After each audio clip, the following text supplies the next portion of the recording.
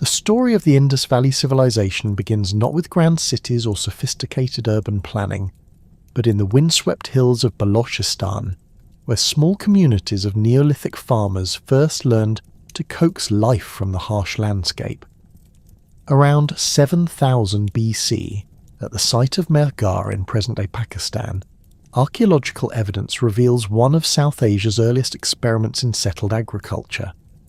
French archaeologist Jean-François Jarige's excavations in the 1970s uncovered a settlement that would fundamentally reshape our understanding of how complex civilizations emerge from humble beginnings. The earliest inhabitants of Mehrgarh lived in simple mud brick structures, rectangular in plan and measuring roughly 4 by 6 meters. These dwellings featured storage compartments built into their walls, indicating a society already thinking beyond immediate subsistence needs. The floors, made of packed earth mixed with chaff, bore the marks of daily life. Hearths blackened by countless fires, grinding stones worn smooth by generations of grain preparation, and storage pits lined with waterproof plaster. What makes Mehrgarh extraordinary is not just its antiquity, but the clear evidence it provides of humanity's transition from nomadic hunting and gathering to settled agricultural life. The inhabitants of Mehrgarh cultivated wheat and barley, varieties that genetic analysis suggests were locally domesticated rather than imported from the Fertile Crescent. This independent development of agriculture represents one of humanity's great achievements, occurring simultaneously with similar developments in Mesopotamia and China. The presence of 6-row barley, a variety particularly well suited to the region's climate, indicates sophisticated understanding of plant breeding. Alongside these cereals, the Mehrgarh farmers grew field peas, sesame and dates, creating a diverse agricultural portfolio that would sustain population growth for millennia. Animal domestication proceeded alongside plant cultivation. The people of Mehrgarh kept goats and sheep, but more significantly they began the process of domesticating the water buffalo and zebu cattle that would become central to Indus Valley civilization. Archaeological remains show a gradual transition from hunting wild animals to managing domestic herds. The zebu, with its distinctive humped back and remarkable heat tolerance, proved particularly well adapted to the subcontinent's climate. These animals provided not only meat and milk, but also draft power for agriculture and transportation, enabling the agricultural surplus necessary for population growth and social complexity. The craft traditions that would later flourish in Harappan cities first emerged in these Neolithic settlements. Mehrgarh's inhabitants produced sophisticated pottery, initially hand-formed but gradually incorporating wheel-thrown techniques. The earliest ceramics were simple, undecorated vessels fired in open kilns, but by 5500 BC, potters were creating elaborate painted wares featuring geometric designs and animal motifs. The consistency of these decorative patterns across different sites suggests the emergence of shared cultural traditions and possibly specialized craft production. Metallurgy developed gradually but steadily. The earliest metal objects from Mehrgarh date to around 4500 BC and consist of small, copper ornaments and tools. These artifacts demonstrate knowledge of smelting techniques and the ability to work metal into desired shapes. The copper likely came from deposits in the nearby hills, indicating the development of trade networks that would later span the entire Indus region. Lead and bronze working followed, with craftsmen learning to alloy copper with tin to create harder, more durable tools and weapons. The geographic advantages of the greater Indus region cannot be overstated in understanding the rise of this civilization. The Indus River system, fed by monsoon rains and Himalayan snowmelt, created one of the world's most fertile alluvial plains. Unlike the unpredictable flooding of the Mesopotamian rivers, the Indus followed relatively regular patterns, rising during the summer monsoon and receding in winter, leaving behind nutrient-rich silt perfect for agriculture. This predictability allowed farmers to develop sophisticated irrigation systems and plan their agricultural cycles with confidence. The river system itself provided multiple advantages beyond fertile soil. The Indus and its tributaries served as highways for trade and communication, connecting communities across vast distances. Fish from the rivers supplemented agricultural diets, while reeds and other aquatic plants provided materials for basketry and construction. The rivers also provided the clay essential for pottery and brickmaking, resources that would become hallmarks of Harappan material culture. Climate during this formative period was more favourable than today. Paleoclimatic evidence suggests the region received greater rainfall, supporting more extensive forests and grasslands. This wetter climate sustained larger populations and more diverse ecosystems, providing abundant wild resources to supplement agricultural production. The gradual aridification that began around 4000 BC may have actually spurred innovation, forcing communities to develop more efficient agricultural techniques and stronger trade networks to secure resources. The transition from simple farming villages to proto-urban centres occurred gradually over more than a millennium. By 3500 BC, settlements like Kotdiji and Sind showed clear signs of increasing social complexity. The site featured defensive walls, suggesting organised community labour and possibly social conflict. Within these walls, excavations revealed evidence of craft specialisation, with distinct areas for pottery production, metalworking and beadmaking. The pottery from Kotdiji displays remarkable standardization, indicating either centralized production or widely shared technical knowledge. Trade networks expanded dramatically during this period. Lapis lazuli from Afghanistan appeared in settlements throughout the Indus region, while shells from the Arabian seacoast reached communities hundreds of kilometers inland. Turquoise from Iran and copper from Rajasthan moved along established routes, creating economic interdependencies that bound distant communities together.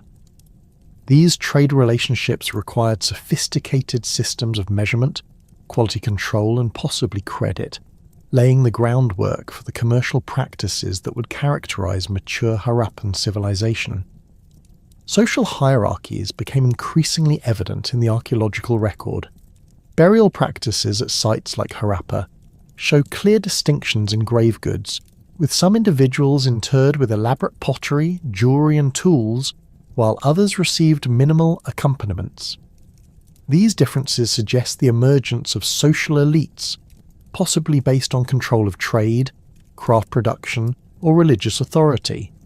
However, the relatively modest nature of even the richest burials indicates that social stratification remained limited compared to contemporary civilizations in Mesopotamia or Egypt. The development of standardized weights and measures represents another crucial step toward urbanization. Stone cubes found at multiple sites follow consistent proportional relationships, suggesting shared systems of measurement across the region. These weights, often made of precisely cut stone, indicate sophisticated mathematical knowledge and the need for standardized trade practices. The consistency of these systems across hundreds of kilometers suggests either centralized authority or remarkably effective cultural transmission. Technological innovations accelerated during this proto-urban phase. Potter's wheels became widespread, enabling mass production of standardized vessels. Kilns grew larger and more sophisticated, capable of achieving higher temperatures necessary for firing harder ceramics and smelting metals. The development of the potter's wheel also contributed to other technological advances, as the rotary motion principle was applied to other crafts and possibly to early transportation devices. The domestication of the water buffalo proved particularly significant for the region's development. These powerful animals, well adapted to marshy conditions, could work in flooded fields where cattle struggled. Their ability to pull heavy ploughs through wet soil enabled the cultivation of previously unusable land, dramatically expanding agricultural potential. Water buffalo also provided rich milk, leather, and eventually became central to the region's transportation networks, capable of carrying heavy loads across difficult terrain. Craft specialization reached new levels of sophistication by 3000 BC. Bead makers developed techniques for drilling tiny holes through hard stones like carnelian and agate, creating products that would become hallmarks of Indus Valley craftsmanship. The precision required for this work suggests full-time specialists with years of training. Similarly, metal workers mastered lost wax casting techniques, enabling the production of complex bronze objects, including tools, weapons, and decorative items. The emergence of proto-writing systems during this period remains controversial but intriguing. Pottery from late Kotdiji levels bears symbols that may represent early attempts at symbolic communication. While these marks fall short of true writing, they suggest growing needs for record-keeping and communication that would eventually lead to the undeciphered Indus script. The standardization of these symbols across different sites indicates shared conventions and possibly centralized authority. Religious and ritual practices evolved alongside social complexity. Figurines depicting female forms, possibly representing fertility goddesses, become more common and standardized. Fire altars appear at multiple sites, suggesting shared ritual practices focused on fire worship. The presence of ritual bathing areas at some settlements foreshadows the great baths that would become central features of Harappan cities. Urban planning concepts began emerging in the larger settlements. Sites like Remanderi show evidence of grid-patterned street layouts, with main thoroughfares running north, south, and east-west. Drainage systems, initially simple but increasingly sophisticated, managed wastewater and storm runoff. These innovations required community coordination and possibly centralized planning, representing crucial steps toward the urban sophistication that would characterize mature Harappan cities. The period from 3300 to 2600 BC witnessed the transformation of the Indus region from a collection of farming villages to a network of increasingly complex settlements poised on the brink of full urbanization. The foundations laid during these centuries, agricultural surplus, craft specialization, trade networks, technological innovation, and social organization, would support one of the ancient world's most remarkable civilizations. The transformation that swept across the Indus Valley between 2600 and 2500 BC represents one of history's most dramatic episodes of urban development. Within the span of a single century, the scattered proto-urban settlements that had evolved over millennia suddenly coalesced into massive, meticulously planned cities that would dwarf most contemporary urban centres worldwide. This urban revolution was not merely a matter of size, but of unprecedented sophistication in city planning, engineering, and social organisation. The emergence of Harappa marked the beginning of this urban transformation. Located in the Punjab region of present-day Pakistan, Harappa grew from a modest settlement into a sprawling metropolis covering over 150 hectares. Archaeological excavations by Sir Mortimer Wheeler in the 1940s and subsequent work by Pakistani and international teams revealed a city built according to principles that would not be seen again until Roman times. The settlement's strategic position along the Ravi River provided access to both fertile agricultural land and major trade routes connecting the mountains of Afghanistan with the Arabian Sea coast. Harappa's urban design reflected careful planning on a scale previously unknown in South Asia. The city was divided into distinct sectors, with a raised citadel mound to the west and a lower town to the east. This citadel, measuring approximately 460 by 215 metres, rose nearly 15 metres above the surrounding plain and was surrounded by massive defensive walls constructed of fired brick. These fortifications, some sections reaching 6 metres in thickness, incorporated sophisticated architectural features including salients, bastions, and carefully designed gateways that controlled access to the upper city. The lower town of Harappa demonstrated even more remarkable urban planning principles. streets ran in perfect cardinal directions, creating a grid system with main thoroughfares measuring up to 10 metres in width. These primary arteries intersected at right angles with secondary streets approximately 5 metres wide, which in turn connected to narrow lanes barely 2 metres across that provided access to individual residential blocks. The consistency of this grid pattern across the entire settlement indicates centralised planning authority capable of implementing and maintaining urban design standards across vast areas. Mohenjo-daro, located in Sindh province approximately 600 kilometres southwest of Harappa, emerged as perhaps the most spectacular example of Indus Valley urban planning. The site's modern name, meaning Mound of the Dead, belies the vibrant metropolis that once housed an estimated 40,000 inhabitants. Like Harappa, Mohenjo-daro featured the characteristic division between citadel and lower town, but its preservation allows for more detailed analysis of Harappan urban design principles. The citadel at Mohenjo-daro contained some of the most impressive public architecture of the ancient world. The Great Bath, a rectangular pool measuring 12 by 7 metres and 2.4 metres deep, was constructed with precisely fitted fired bricks and sealed with bitumen to prevent leakage.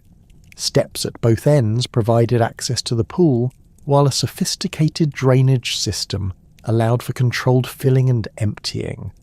Surrounding the bath were galleries, private chambers, and what appears to have been a large assembly hall, suggesting this complex served important public functions, possibly related to ritual purification or community gatherings. Adjacent to the Great Bath stood a massive granary complex featuring a series of parallel halls with thick walls designed to protect stored grain from moisture and pests. Ventilation channels built into the floor allowed air circulation to prevent spoilage, while loading platforms facilitated the movement of heavy grain sacks.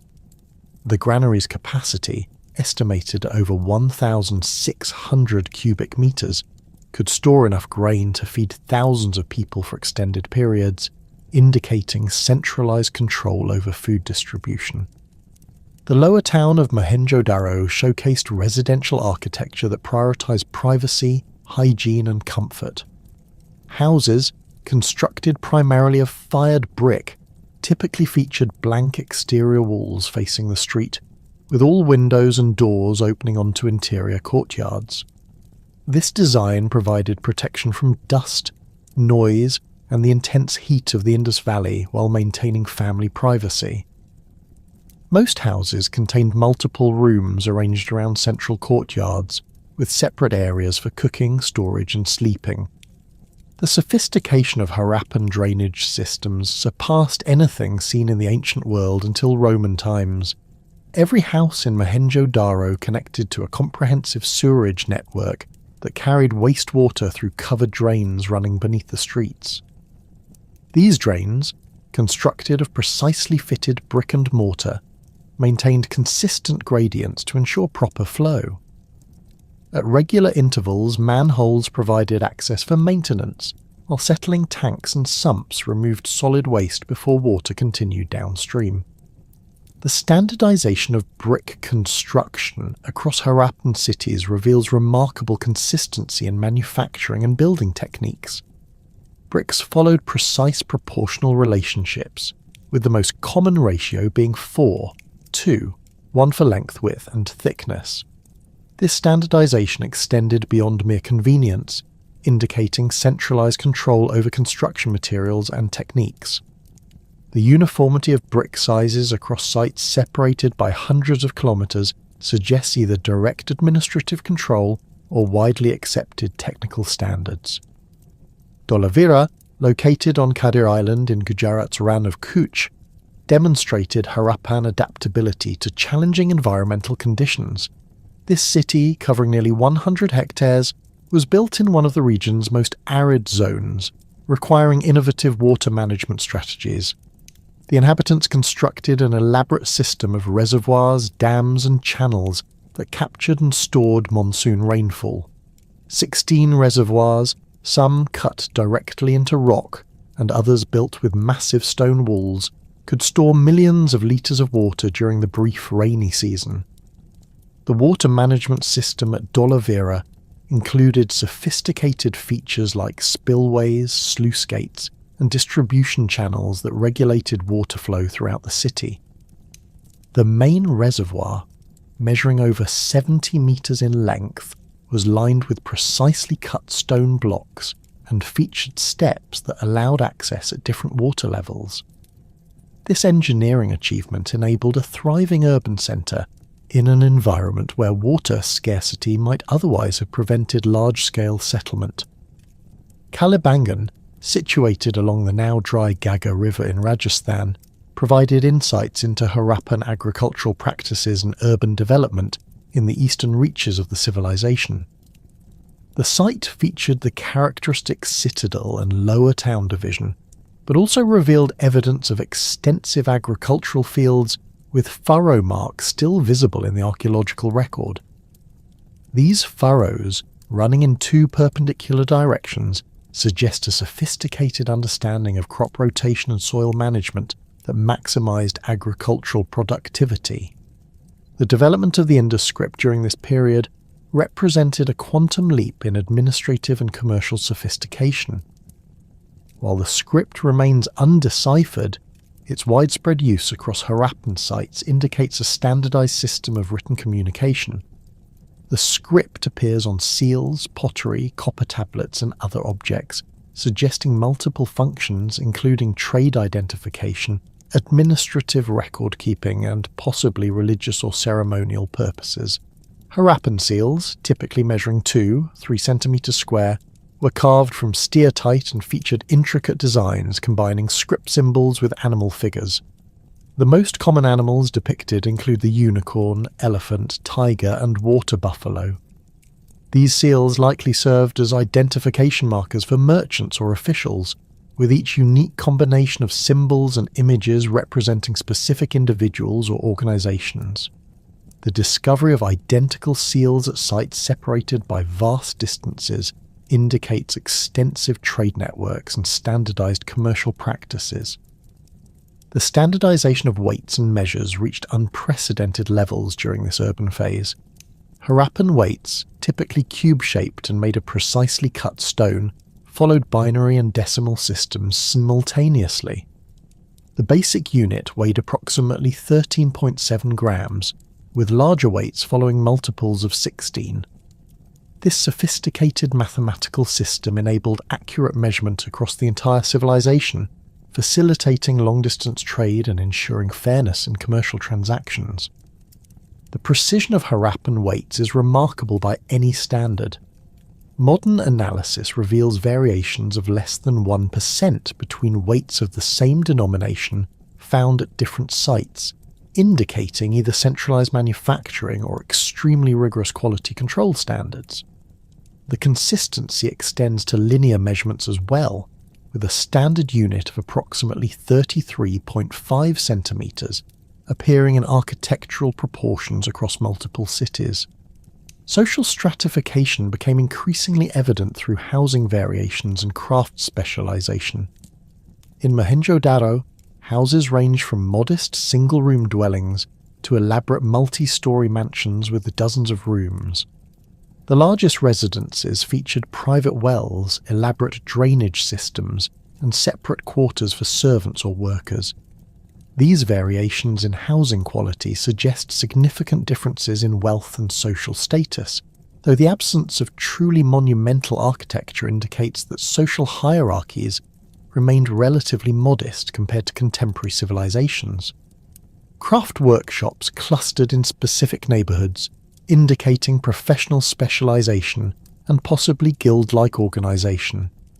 Beadmaking workshops at Chanhu-daro contained thousands of finished and partially completed beads, along with specialized tools for drilling, cutting, and polishing.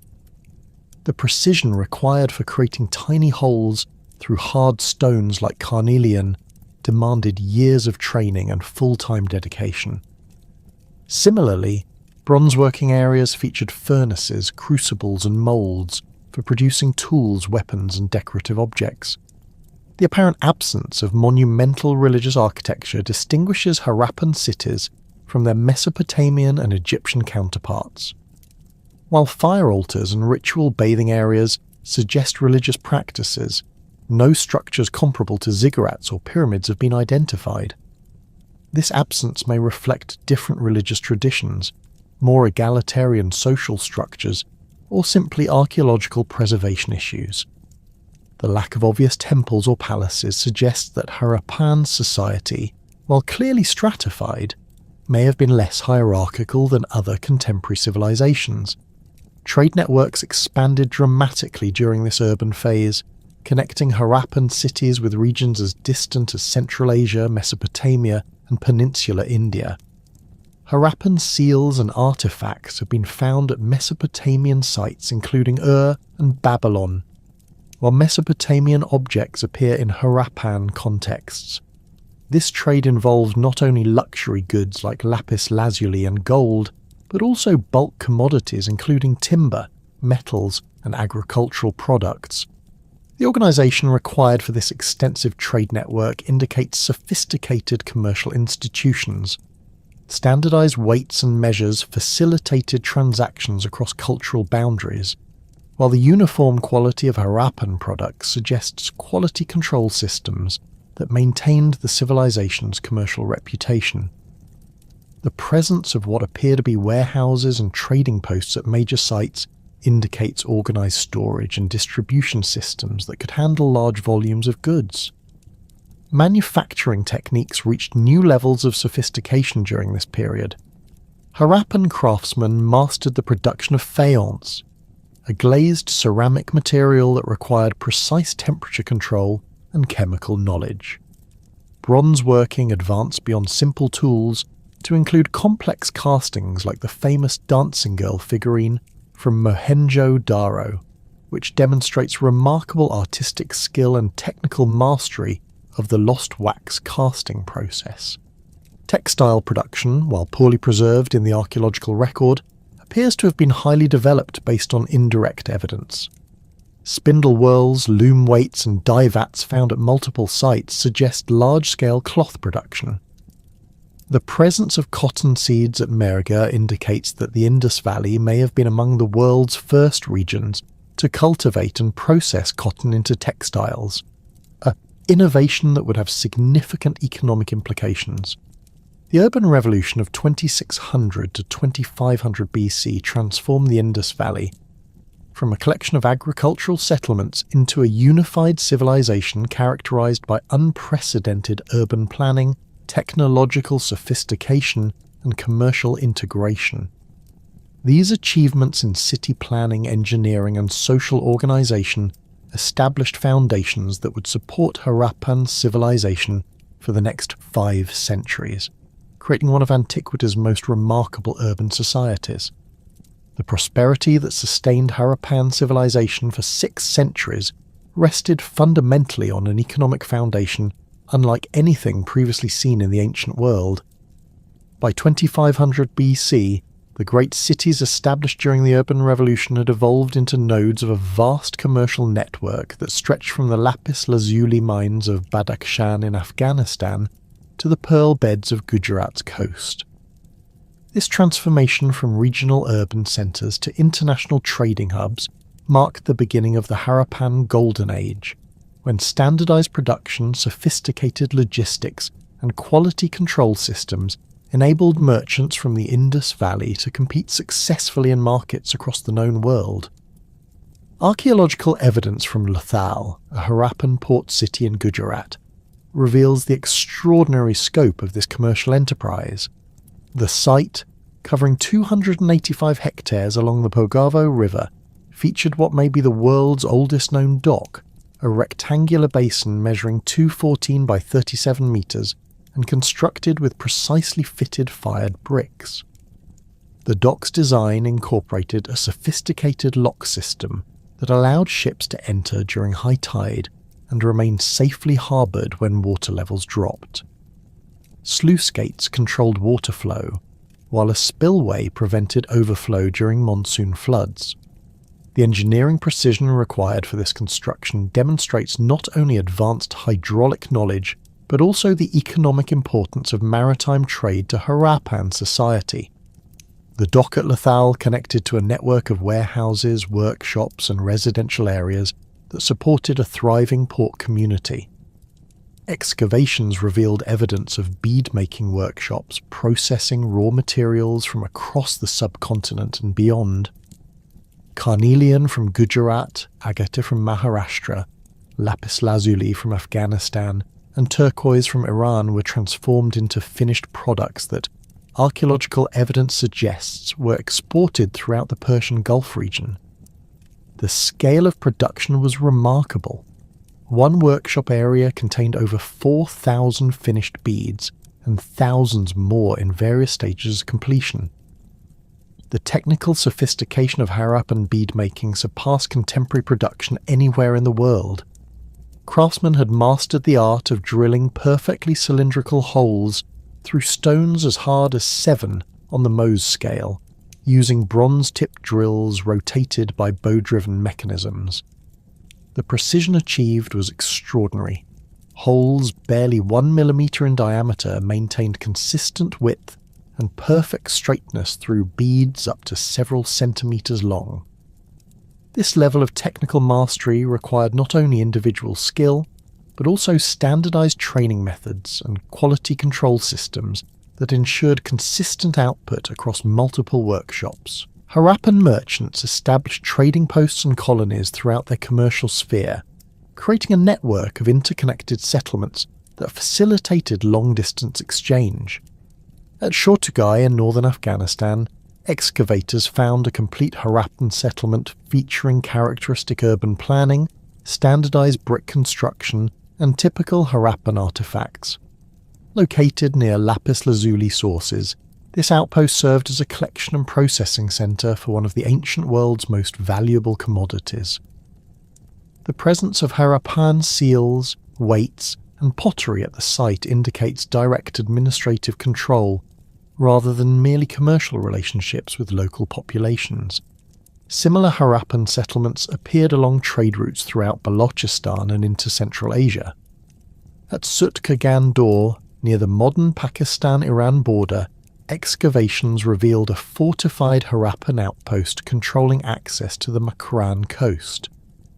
The site's strategic position allowed monitoring of maritime traffic while providing secure storage for goods awaiting transshipment. The standardized architecture and material culture found at these distant settlements demonstrates the extent to which Harappan commercial practices had spread beyond the Indus Valley proper. The relationship between Harappan merchants and Mesopotamian civilization provides the clearest evidence of international trade connections. Mesopotamian texts from the Akkadian period refer to a land called Meluha, which scholars identify with the Indus Valley based on descriptions of products and trading practices. These texts describe Meluhans as suppliers of exotic goods, including ivory, precious stones, gold, and possibly cotton textiles. The presence of Harappan seals at Mesopotamian sites, including Ur, Kish, and Susa, confirms active trade relationships that persisted for centuries. At Ur, excavations in the royal cemetery revealed Harappan carnelian beads in elite burials dating to approximately 2500 BC, indicating that Indus Valley products had achieved luxury status in Mesopotamian society. The technical quality of these beads, with their perfectly drilled holes and lustrous surfaces, apparently commanded premium prices in foreign markets. Mesopotamian records suggest that Harappan merchants maintained permanent trading stations in major cities, facilitating regular commercial exchange and cultural contact. The standardization that characterized Harappan urban planning extended throughout their economic system, creating quality assurance mechanisms that supported their international reputation. Pottery production exemplified this systematic approach to manufacturing. Harappan ceramics followed consistent forms, decorative patterns, and technical specifications across hundreds of sites spanning nearly 1 million square kilometers.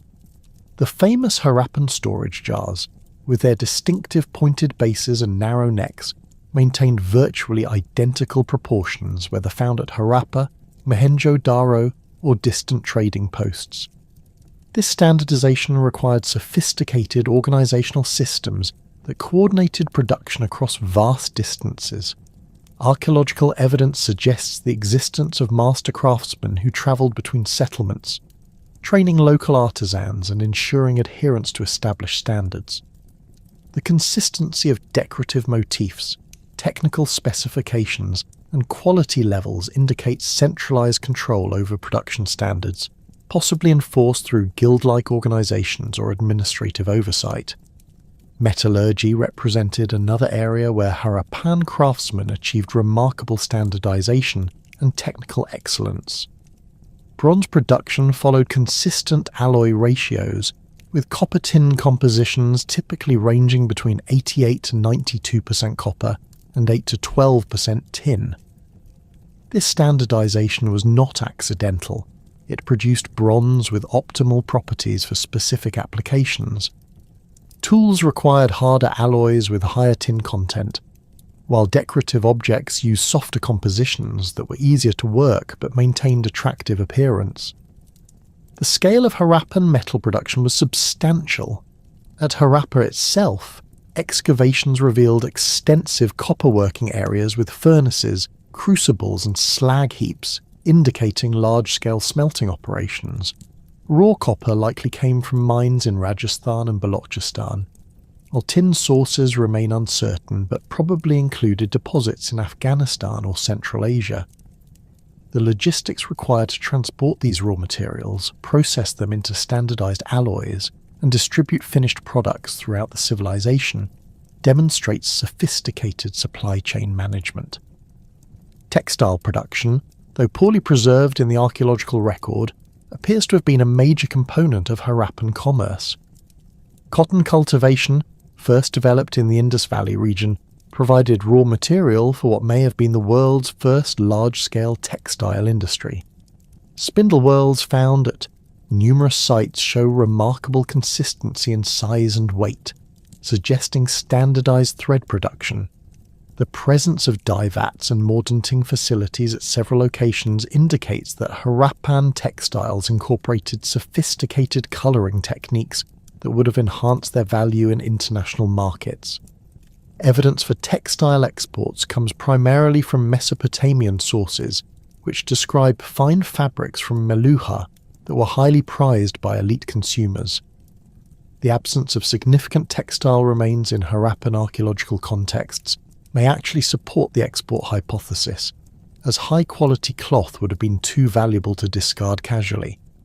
The technical knowledge required for cotton cultivation, processing, spinning, weaving and dyeing suggests a highly developed industry with specialized workers and sophisticated production methods.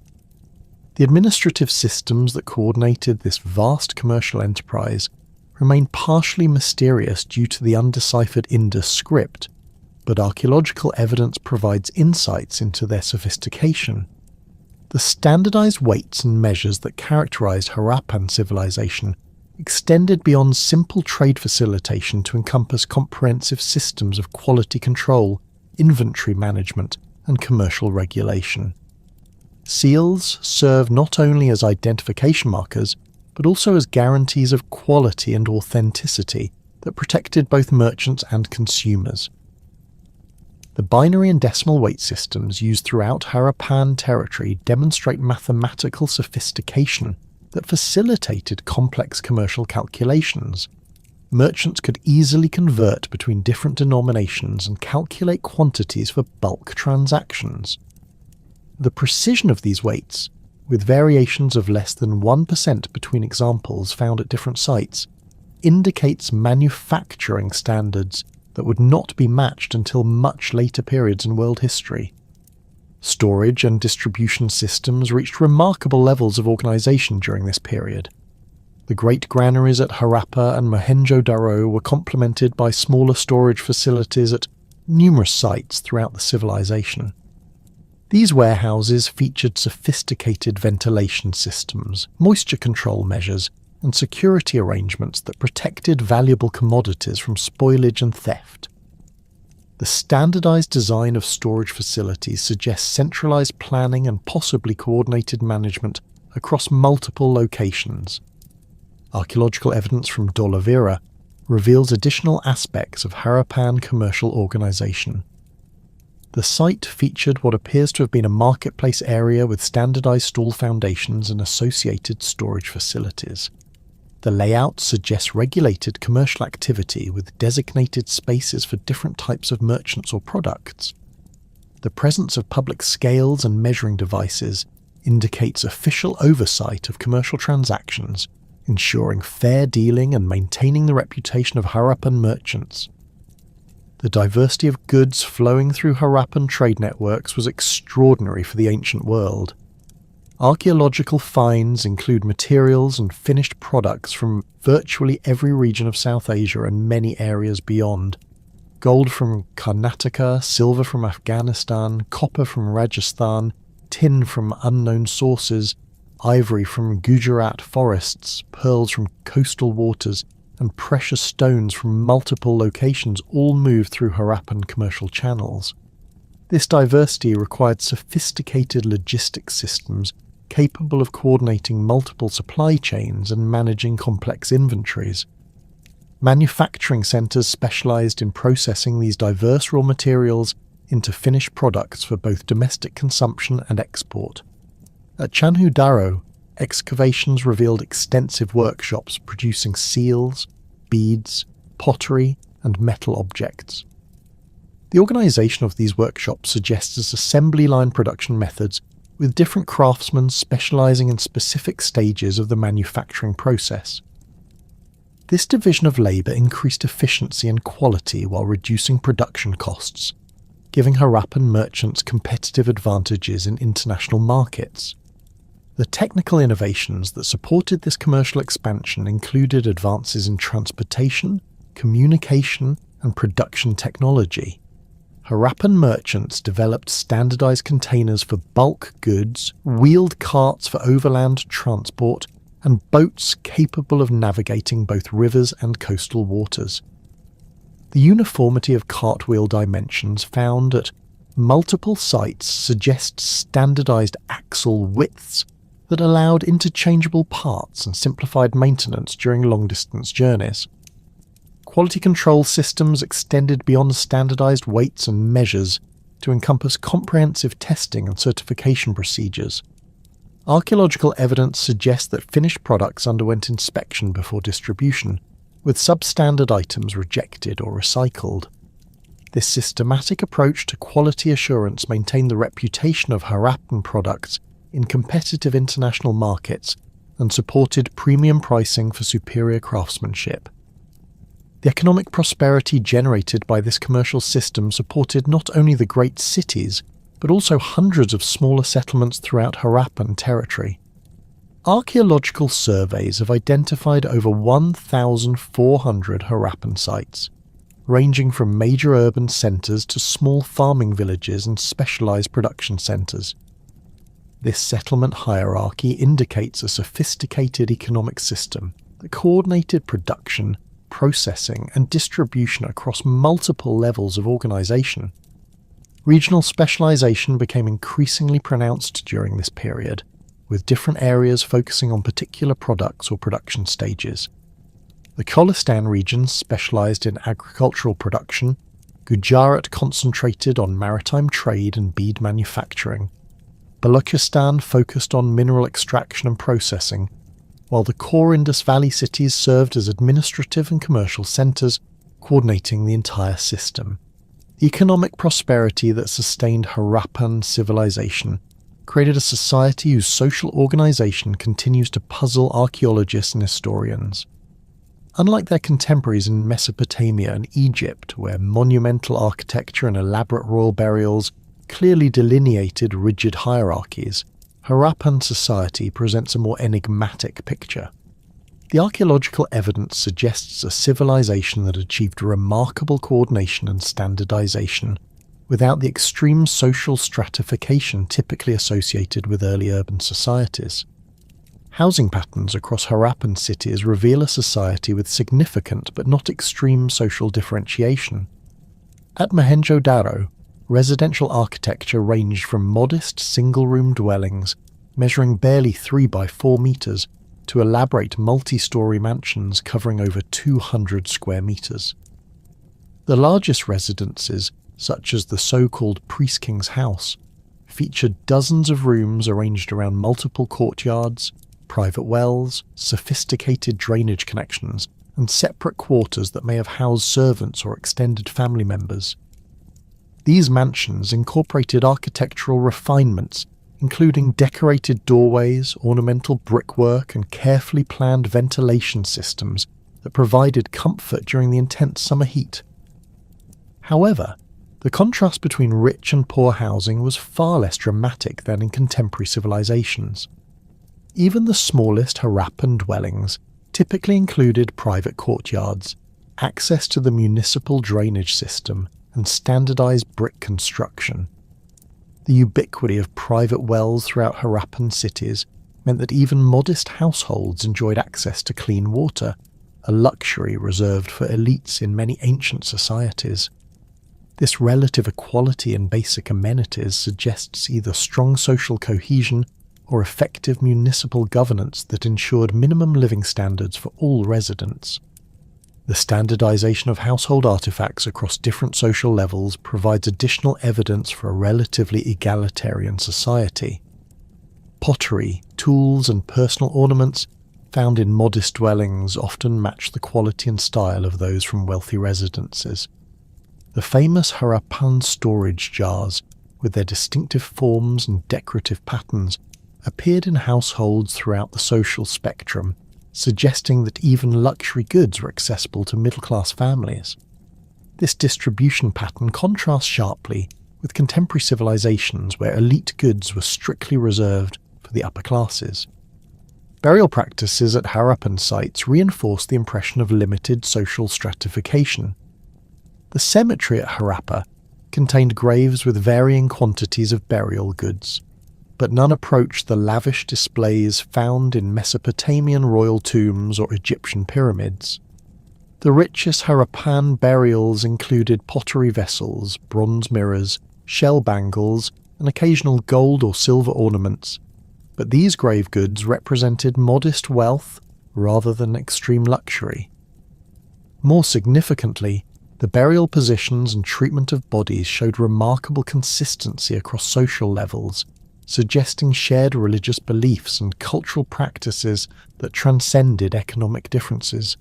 The absence of obvious royal or priestly burials has led some scholars to propose that Harappan society was governed by merchant guilds or republican institutions rather than monarchical dynasties. This hypothesis gained support from the apparent lack of monumental palaces or temples that typically housed ancient rulers. The largest public buildings at Harappan sites, such as the Great Bath at Mohenjo-daro and the granaries at multiple cities, served community functions rather than glorifying individual rulers.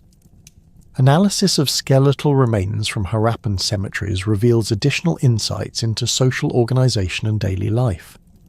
The population showed relatively good health and nutrition, with average heights comparable to modern South Asian populations. Evidence of healed fractures and dental work suggests access to medical care across social levels. However, some individuals showed signs of occupational stress, including repetitive strain injuries in the hands and wrists of craftsmen and spinal problems in labourers who carried heavy loads. These patterns indicate specialised occupations, but also suggest that even manual workers enjoyed sufficient nutrition and healthcare to live productive lives. Religious and ritual practices in Harappan civilization must be reconstructed entirely from archaeological evidence, as the undeciphered script provides no textual insights into beliefs and ceremonies. The most famous religious artifact, the limestone sculpture dubbed the Priest King found at Mohenjo-daro, depicts a bearded figure wearing a trefoil-patterned robe and an elaborate headband. The figure's half-closed eyes and serene expression suggest meditation or spiritual contemplation, while the sophisticated carving technique demonstrates the high artistic standards achieved by Harappan sculptors. The Priest King statue measures 17.5 centimetres in height and was carved from a single piece of steatite, then covered with a lime paste and painted.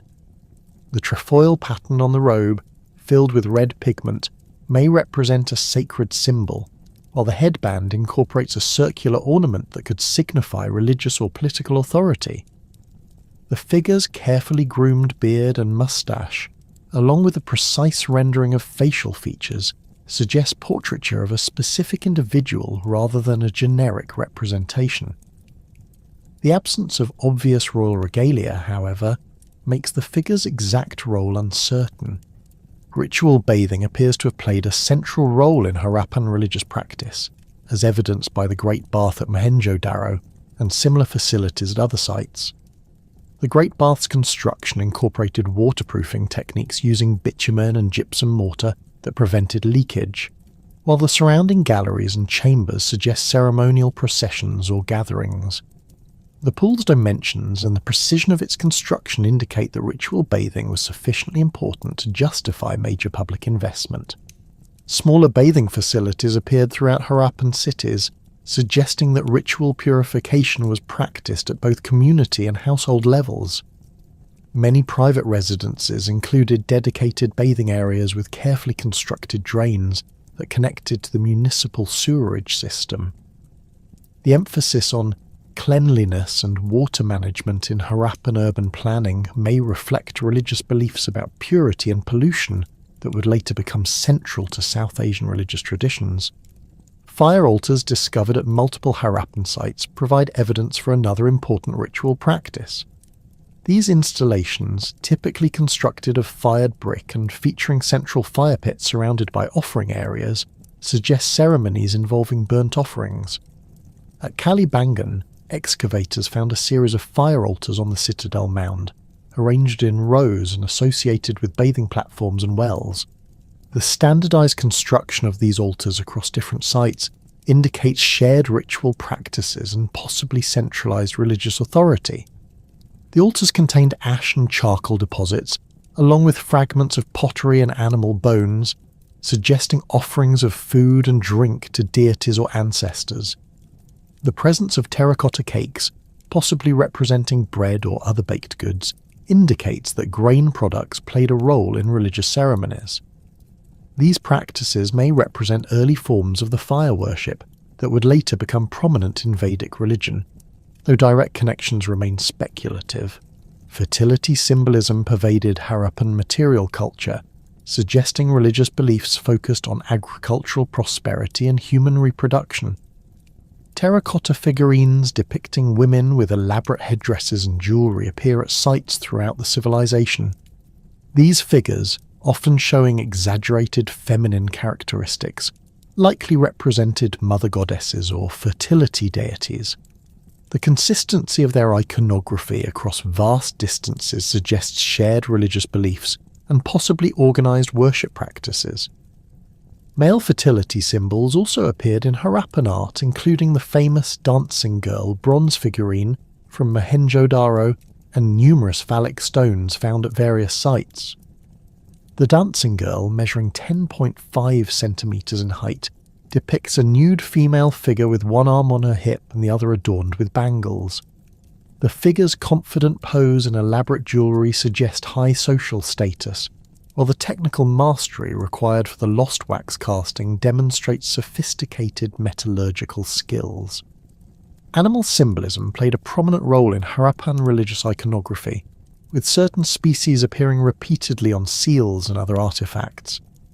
The unicorn, depicted on nearly 60% of Harappan seals, may represent a mythical creature or a stylized version of a real animal such as the rhinoceros or aurochs. The consistent portrayal of this animal across the civilization suggests it held special religious or symbolic significance, possibly serving as a protective deity or clan totem. Other animals frequently depicted in Harappan art include elephants, tigers, water buffalo, and various birds. The elephant appears both as a naturalistic representation and in more stylized forms, sometimes associated with human figures or ritual scenes. Tigers shown with characteristic stripes and powerful builds may have represented strength or served as symbols of particular deities. The presence of these animals in urban contexts, where they would not have been encountered in daily life, suggests their symbolic rather than literal significance. Daily life in Harappan cities revolved around well-established routines supported by sophisticated urban infrastructure. Most families rose before dawn to avoid the intense heat that characterized much of the year in the Indus Valley. The first task involved drawing water from private wells or public sources, using standardized pottery vessels that archaeologists have found in virtually every household. These water jars, with their distinctive narrow necks and pointed bases, were designed to keep contents cool through evaporation while minimizing contamination. Breakfast typically consisted of wheat cakes or barley porridge, prepared on terracotta griddles over wood or dung fires. Archaeological evidence suggests that Harappan families consumed a varied diet including wheat, barley, peas, sesame, dates, and melons. Meat consumption appears to have been limited, with water buffalo, cattle, and goat providing occasional protein supplements. The standardized grinding stones found in most households indicate that grain processing was primarily a domestic activity, though large-scale milling facilities at some sites suggest commercial production for urban markets. Children in Harappan society enjoyed access to sophisticated toys and games that provide insights into both recreational activities and educational practices. Terracotta toys included miniature carts with movable wheels, animal figurines, and whistles shaped like birds. These toys, found in houses across the social spectrum, suggest that childhood play was valued regardless of family economic status. The technical quality of many toys, with carefully modelled details and functional moving parts, indicates specialised craftsmen dedicated to children's entertainment. Board games represented another important recreational activity, with several examples discovered at Harappan sites. The game boards, typically made of fired clay or stone, featured geometric patterns of squares or holes that may have been used with dice or game pieces. The rules of these games remain unknown, but their presence in multiple households suggests they were popular pastimes that brought families together during leisure hours. Jewellery and personal adornment played significant roles in Harappan daily life, with both men and women wearing elaborate ornaments made from precious metals, stones, and shells. Archaeological finds include gold and silver bangles, necklaces of carnelian and agate beads, shell ornaments, and bronze mirrors. The technical sophistication of Harappan jewellery, particularly the precision drilling of stone beads and the delicate metalwork of gold ornaments, demonstrates highly developed craftsmanship and aesthetic sensibilities. The distribution of jewellery across different social levels suggests that personal adornment was accessible to most urban residents, though the quality and materials varied according to economic status. Even modest households contained shell bangles and simple bead necklaces, while wealthy families possessed elaborate gold ornaments and precisely crafted stone jewellery. This pattern indicates a society that valued personal appearance and had developed efficient production and distribution systems for decorative objects. Clothing in Harappan society must be reconstructed from indirect evidence, as organic materials rarely survive in archaeological contexts. However, the presence of numerous spindle whorls, loom weights, and dyeing vats indicates sophisticated textile production. Cotton cultivation in the Indus Valley provided raw material for what may have been the world's first large-scale cotton textile industry. The standardized sizes of spindle whorls suggest consistent thread production, while the variety of dyeing facilities indicates that Harappan textiles incorporated multiple colors and decorative patterns. The famous Priest King statue provides the clearest evidence for Harappan clothing styles, showing a figure wearing a robe decorated with trefoil patterns. The garment appears to be draped rather than tailored, suggesting clothing styles that emphasize flowing fabrics rather than fitted construction. The elaborate headband worn by the figure, along with similar ornaments found in archaeological contexts, indicates that headwear played important roles in indicating social status or religious affiliation. Household activities in Harappan cities were organized around central courtyards that served multiple functions. These spaces provided areas for food preparation, craft activities, storage, and social interaction. The courtyards also served as light wells that illuminated interior rooms and provided ventilation during hot weather. Most courtyards included wells, storage areas, and cooking facilities that made them the focal points of domestic life. Food preparation involved sophisticated techniques and equipment that enabled varied and nutritious diets. Harappan kitchens typically included multiple types of cooking vessels, storage containers, and processing tools. Large storage jars held grain supplies, while smaller vessels contained spices, oils, and other ingredients. Cooking techniques included boiling, roasting, and baking, with specialized equipment for each method. The presence of tandoor-like ovens at some sites suggests that bread baking was an important culinary technique. The organization of craft production within households indicates that many families supplemented their income through specialized manufacturing. Bead-making workshops appeared in residential areas, with entire families involved in different stages of production. Children might sort raw materials, women could perform detailed drilling work, and men handled the more physically demanding tasks of stone cutting and polishing. This household-based production system enabled efficient use of family labour while maintaining quality control through direct supervision. Domestic animals played important roles in Harappan household economy and daily life. Water buffalo provided milk, draft power, and eventually meat, while serving as valuable assets that could be traded or sold during economic difficulties. Cattle fulfilled similar functions, though they appear to have been less common than water buffalo in urban contexts. Chickens provided eggs and meat, while dogs served as companions and guards. The standardized feeding troughs and animal shelters found at many sites indicate systematic care for domestic animals.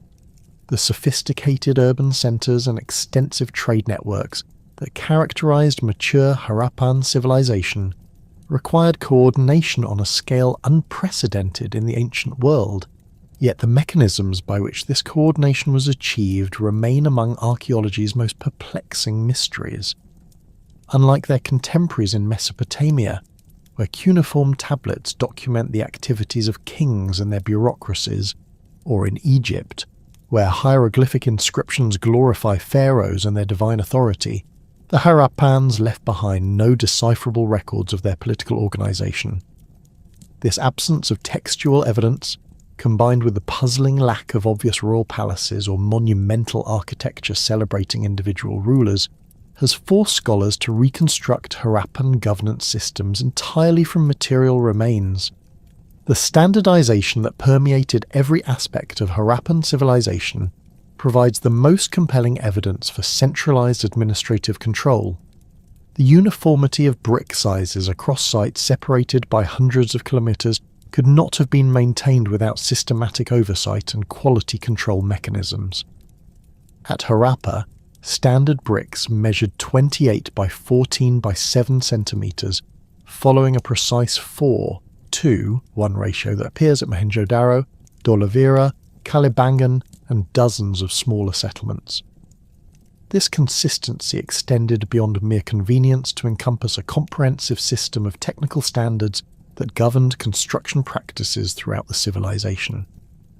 The precision of Harappan weights and measures reveals even more sophisticated administrative systems. Stone cubes used for weighing followed binary progressions with remarkable accuracy, varying less than 1% between examples found at different sites. The smallest weight unit, approximately 13.7 grams, was multiplied by factors of 2, 4, 8, and 16 to create larger denominations.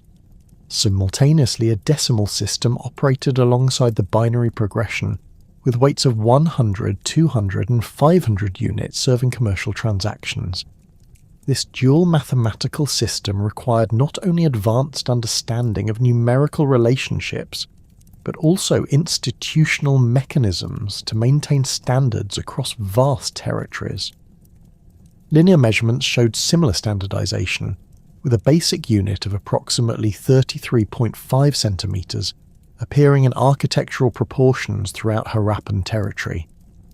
This Harappan foot governed the dimensions of streets, buildings, and public works with consistent application that suggests centralized planning authority. The main thoroughfares at Mohenjo-daro measured precisely 10.5 meters in width, exactly 30 Harappan feet, while secondary streets maintained consistent widths of 5.25 meters or 15 feet. Such precision across multiple cities indicates systematic urban planning that extended far beyond local administrative capabilities. The drainage systems that connected every Harappan house to comprehensive sewerage networks demonstrate coordination between individual construction and municipal infrastructure that required sophisticated administrative oversight. At Mohenjo-daro, covered drains running beneath the streets maintained consistent gradients and construction standards that ensured proper wastewater flow throughout the city. The integration of private household drains with public sewerage systems required building codes and inspection procedures that coordinated private construction with municipal engineering projects. Archaeological evidence suggests that Harappan administrative systems operated through a combination of centralized standard setting and decentralized implementation. The uniformity of technical specifications indicates central authority capable of establishing and enforcing civilization-wide standards, while regional variations in decorative styles and local adaptations suggest considerable local autonomy in implementation. This balance between standardization and flexibility may have been key to maintaining political stability across such vast territories and diverse environmental conditions. The absence of clearly identifiable palaces or royal residences in Harappan cities presents one of the most significant challenges to understanding their political organization. Unlike Mesopotamian cities, where massive palace complexes housed rulers and their extensive bureaucracies, Harappan settlements contain no buildings that obviously served as royal residences. The largest structures, such as the Great Bath and Granary complexes at Mohenjo-daro, served apparent public functions rather than glorifying individual rulers or providing private luxury for elite families.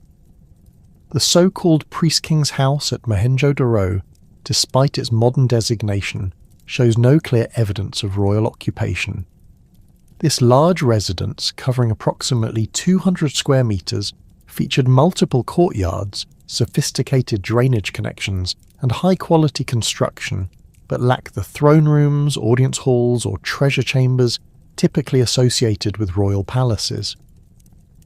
The building's layout suggests wealthy merchant or administrator housing rather than monarchical residence, indicating that even the elite lived in structures that prioritize comfort and functionality over political display. This absence of monumental royal architecture extends to religious buildings, where Harappan cities again differ dramatically from contemporary civilizations. Mesopotamian ziggurats and Egyptian temples served not only religious functions, but also as symbols of royal power and divine authority. The lack of comparable structures in Harappan cities suggests either different religious traditions that did not require monumental architecture or political systems that did not depend on religious legitimacy for royal authority. The interpretation of this architectural evidence has led scholars to propose various alternative models for Harappan political organization. Some suggest that the civilization was governed by merchant oligarchies, where wealthy traders collectively managed urban centers and coordinated inter-regional commerce. The sophisticated commercial systems and standardized production methods that characterized Harappan civilization would have required extensive coordination that merchant organizations could have provided without centralized royal authority. Alternative theories propose that Harappan cities were governed by republican institutions similar to those that would later emerge in ancient Greece and Rome. The apparent absence of extreme social stratification, combined with the lack of obvious royal symbolism, suggests political systems that may have distributed power among multiple officials or governing councils, rather than concentrating authority in individual rulers. The standardized public works and coordinated urban planning could have been achieved through collective decision-making processes rather than monarchical decree. The undeciphered Harappan script provides tantalizing but frustrating clues about administrative organization. Seals bearing script symbols appear in contexts suggesting official functions, possibly serving as identification markers for administrators or commercial organizations. The standardization of seal formats and the consistency of certain symbol combinations across different sites indicate systematic record-keeping practices that required literate administrative personnel. However, the brevity of most inscriptions suggests that the script may have served primarily for identification and basic record-keeping rather than complex administrative documentation. Analysis of seal distribution patterns reveals possible insights into administrative hierarchy and territorial organization. Certain seal types appear more frequently at larger urban centers, while others concentrate in smaller settlements or specialized production sites. This distribution may reflect administrative ranks or functional specializations within a broader governmental system. The presence of identical seals at sites separated by hundreds of kilometers indicates either direct administrative control or standardized commercial practices that transcended local political boundaries. Comparison with contemporary Mesopotamian and Egyptian civilizations highlights the unique characteristics of Harappan political organization. In Mesopotamia, cuneiform tablets from sites like Ur and Babylon document complex bureaucratic hierarchies, with specialized officials managing taxation, military affairs, religious ceremonies, and commercial regulation. Royal inscriptions celebrate military victories, construction projects, and divine favour, providing clear evidence for monarchical authority and its ideological justification. Egyptian civilization during the same period featured even more centralized royal authority, with pharaohs claiming divine status and constructing massive monuments to ensure their immortality. The pyramid complexes at Giza, built during the 4th dynasty, required coordination of tens of thousands of workers and represented state resources on a scale that dwarfed any known Harappan construction project. These monuments served not only as royal tombs, but also as symbols of pharaonic power that reinforced political authority through architectural grandeur.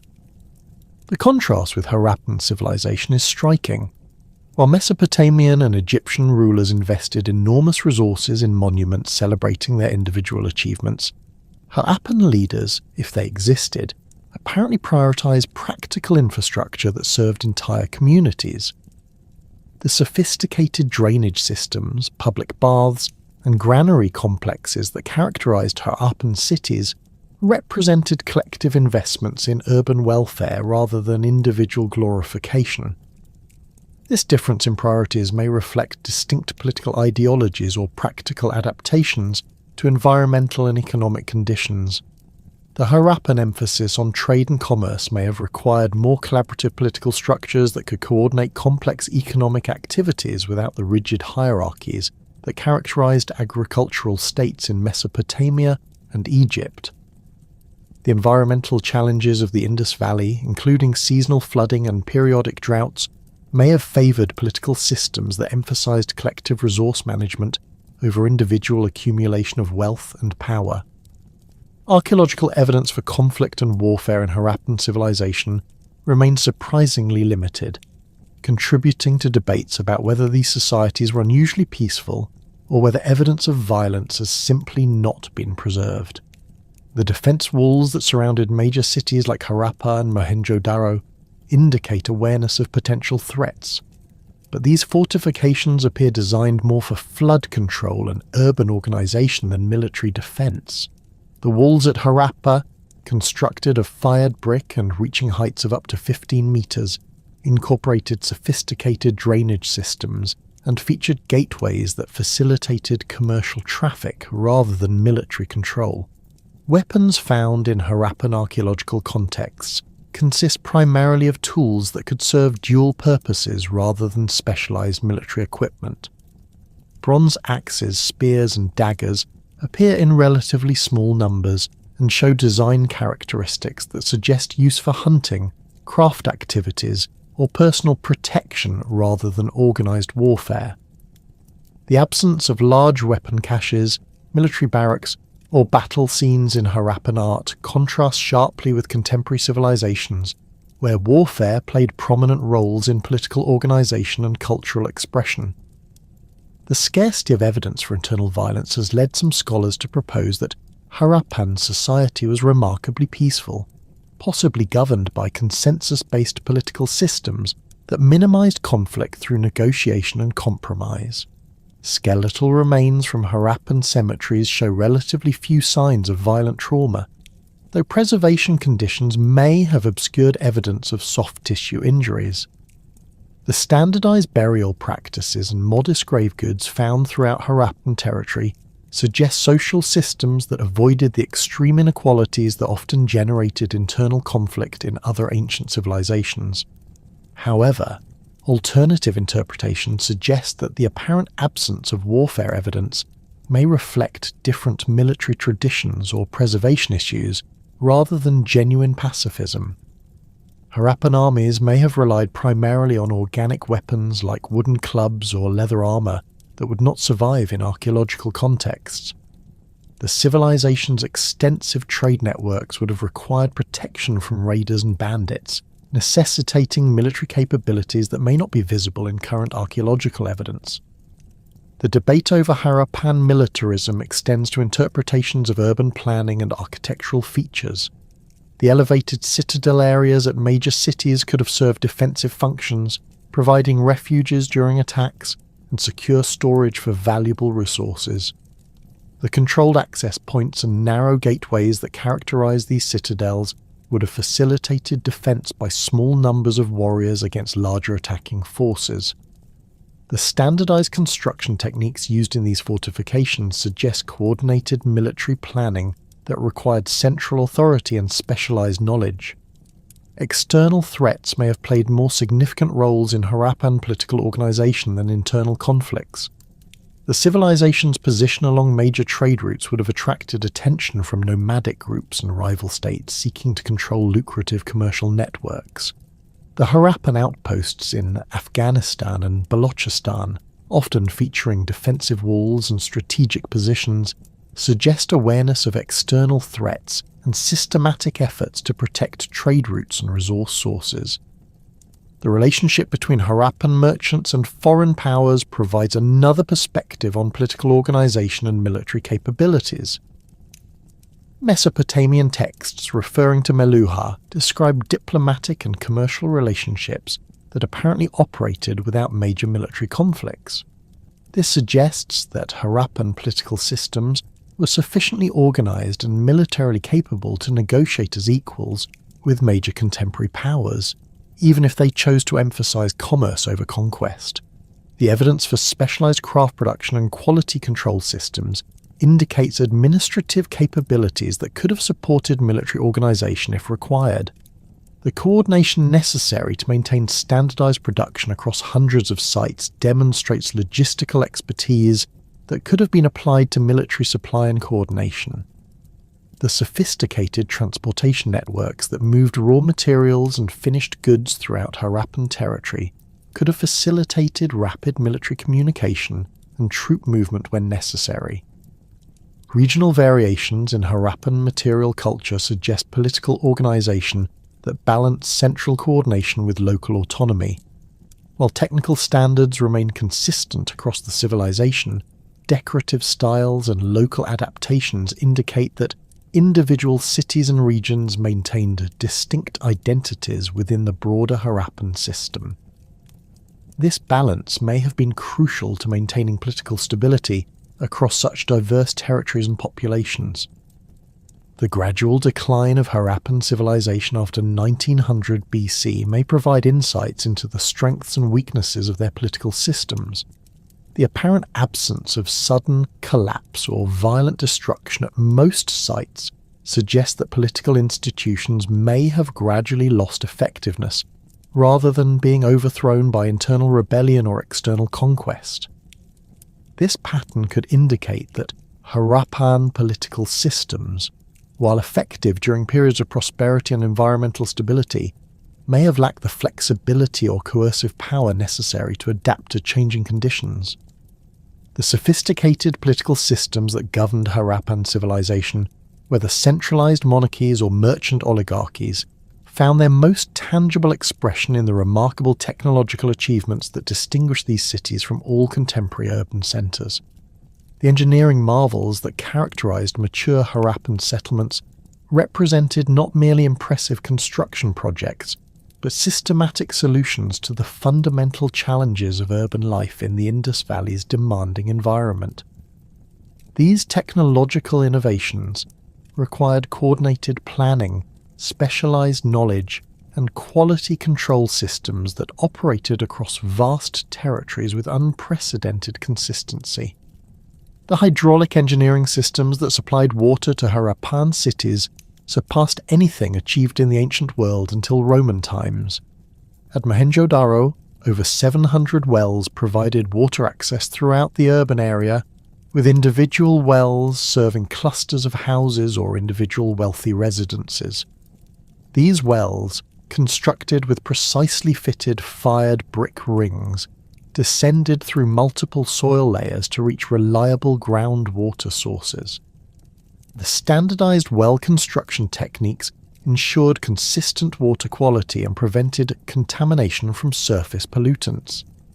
Each well ring measured exactly 1 meter in internal diameter, with walls 12 centimeters thick, demonstrating the systematic approach that characterized all Harappan engineering projects.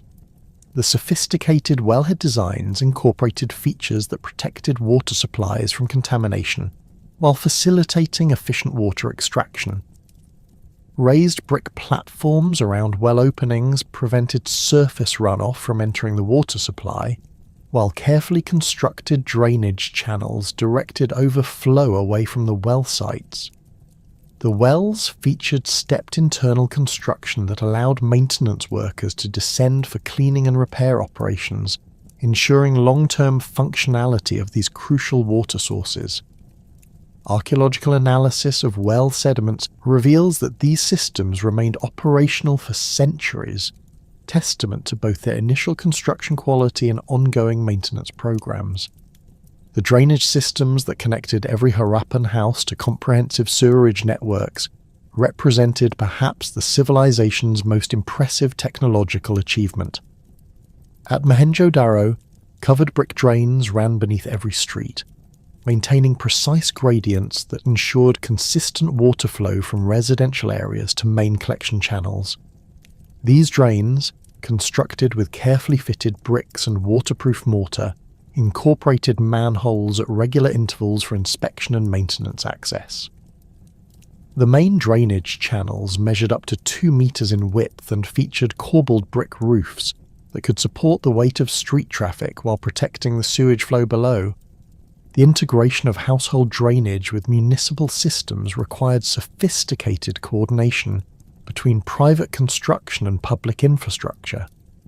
Every house connected to the street drains through carefully constructed branch channels that maintained proper flow angles and incorporated settling chambers to remove solid waste.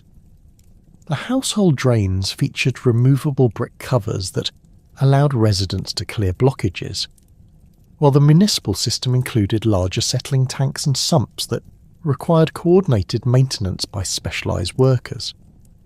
This comprehensive approach to waste management prevented the accumulation of sewage that plagued other ancient cities and contributed to the remarkable health standards evident in Harappan's skeletal remains. The water management systems at Dolavira demonstrated Harappan engineering capabilities adapted to extreme environmental conditions. Located in one of the subcontinent's most arid regions, this city developed innovative techniques for capturing, storing, and distributing scarce water resources. The engineers constructed 16 reservoirs of varying sizes, the largest measuring over 70 meters in length and capable of storing millions of liters of monsoon rainfall. These reservoirs featured precisely cut stone walls with sophisticated waterproofing techniques using clay and lime mortar that prevented seepage losses. The D'Oliveira water management system incorporated advanced hydraulic engineering principles, including spillways, sluice gates, and distribution channels that regulated water flow throughout the dry season. The main reservoir featured a step design that allowed access at different water levels, while smaller distribution tanks located throughout the city ensured equitable water access for all residents. The system included stormwater channels that directed monsoon runoff into the reservoirs while preventing flood damage to residential areas. This comprehensive approach to water management enabled a thriving urban centre in an environment where water scarcity might otherwise have prevented large-scale settlement. The construction of these water management systems required sophisticated surveying techniques to ensure proper gradients and flow patterns. Harappan engineers demonstrated remarkable precision in calculating the slopes necessary for consistent water flow across long distances. The drainage systems at Mohenjo-daro maintained gradients of approximately 1/500, optimal for sewage flow while minimizing erosion of the brick channels. This level of precision required not only mathematical knowledge, but also practical surveying tools and techniques that could translate theoretical calculations into accurate construction specifications. Metallurgical achievements in Harappan civilization encompassed both technological innovation and systematic quality control that enabled large-scale production of standardized metal objects. Bronze working reached unprecedented levels of sophistication, with craftsmen mastering alloy compositions that optimized material properties for specific applications. Analysis of Harappan bronze artifacts reveals consistent copper-tin ratios that produced optimal hardness and durability for tools, weapons, and decorative objects. The typical bronze composition contained 88 to 92% copper and 8 to 12% tin, proportions that required precise measurement and quality control during the smelting process. The lost wax casting techniques developed by Harappan metal workers enabled the production of complex bronze objects with intricate details and precise dimensions. The famous dancing girl figurine from Mohenjo-daro demonstrates the technical mastery achieved through this process, featuring delicate anatomical details and elaborate jewellery that would have been impossible to achieve through simple mould casting. The lost wax process required specialized knowledge of wax modeling, ceramic shell construction, and precise temperature control during bronze pouring. The consistency of casting quality across multiple sites indicates standardized training methods and quality control procedures that maintained technical standards throughout the civilization. Large-scale bronze production required sophisticated furnace designs capable of achieving temperatures exceeding 1000 degrees Celsius, necessary for copper-tin alloy smelting. Archaeological excavations at Harappa revealed extensive metalworking areas with multiple furnaces, crucibles, and slag disposal areas that indicate industrial-scale production. The furnaces incorporated advanced features including forced air systems using bellows, refractory brick linings that withstood repeated high-temperature cycles, and carefully designed flue systems that maximized fuel efficiency while maintaining optimal smelting conditions. The standardization of metal tools and weapons across Harappan territory demonstrates quality control systems that ensured consistent performance characteristics regardless of production location. Bronze axes, spears, and knives found at different sites show remarkable uniformity in dimensions, weight, and alloy composition. This standardization required not only consistent raw material quality, but also standardized production techniques and finishing procedures that created interchangeable products suitable for widespread distribution. The production of specialized tools for different crafts indicates sophisticated understanding of metallurgical principles and their practical applications. Harappan metalworkers produced different bronze alloys optimized for specific uses. Harder alloys with higher tin content for cutting tools, softer compositions for decorative objects that required detailed working, and intermediate alloys for general-purpose implements. This specialization required extensive knowledge of material properties and systematic testing procedures to optimize alloy compositions for particular applications.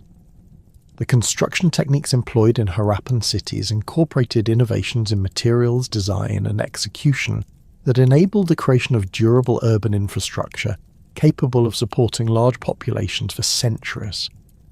The systematic use of fired bricks represented a major technological advance over the sun-dried brick construction typical of contemporary civilizations.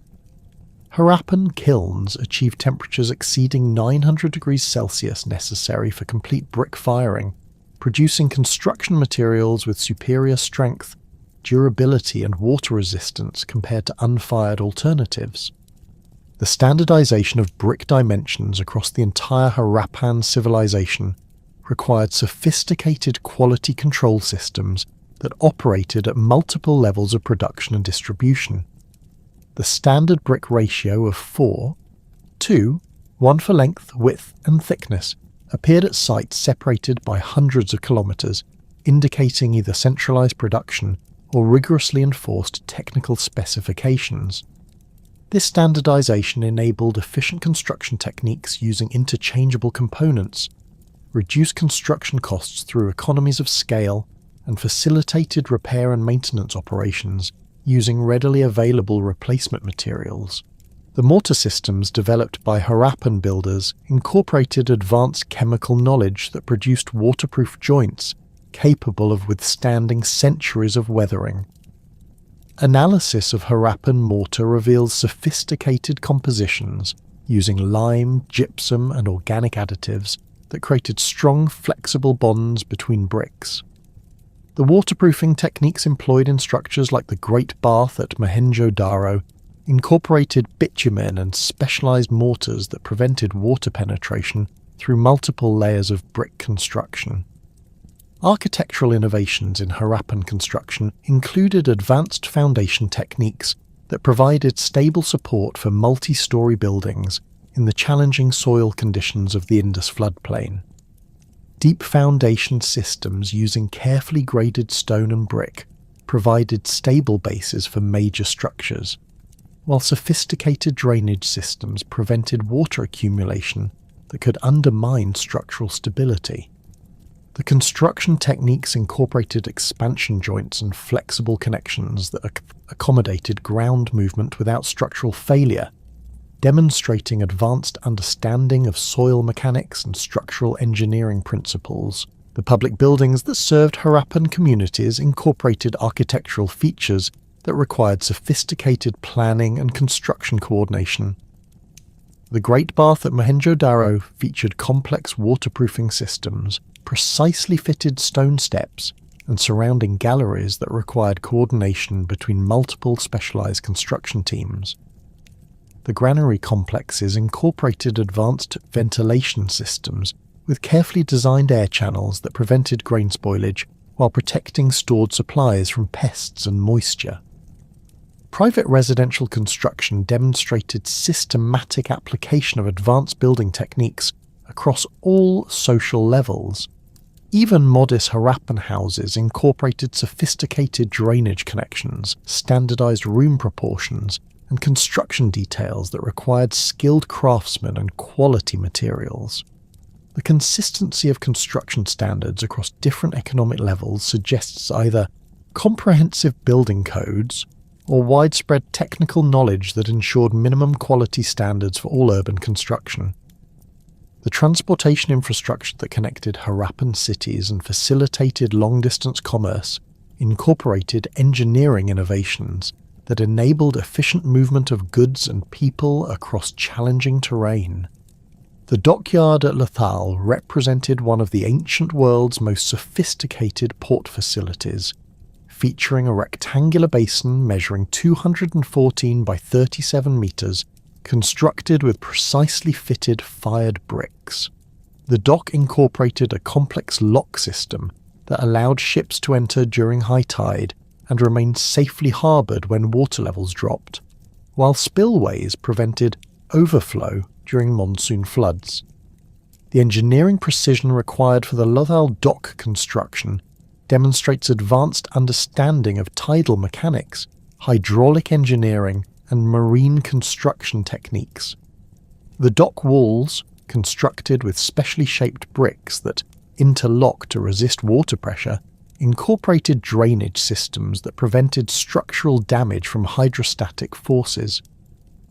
The entrance channel featured carefully calculated dimensions that accommodated the largest vessels while maintaining adequate water depth during different tidal conditions.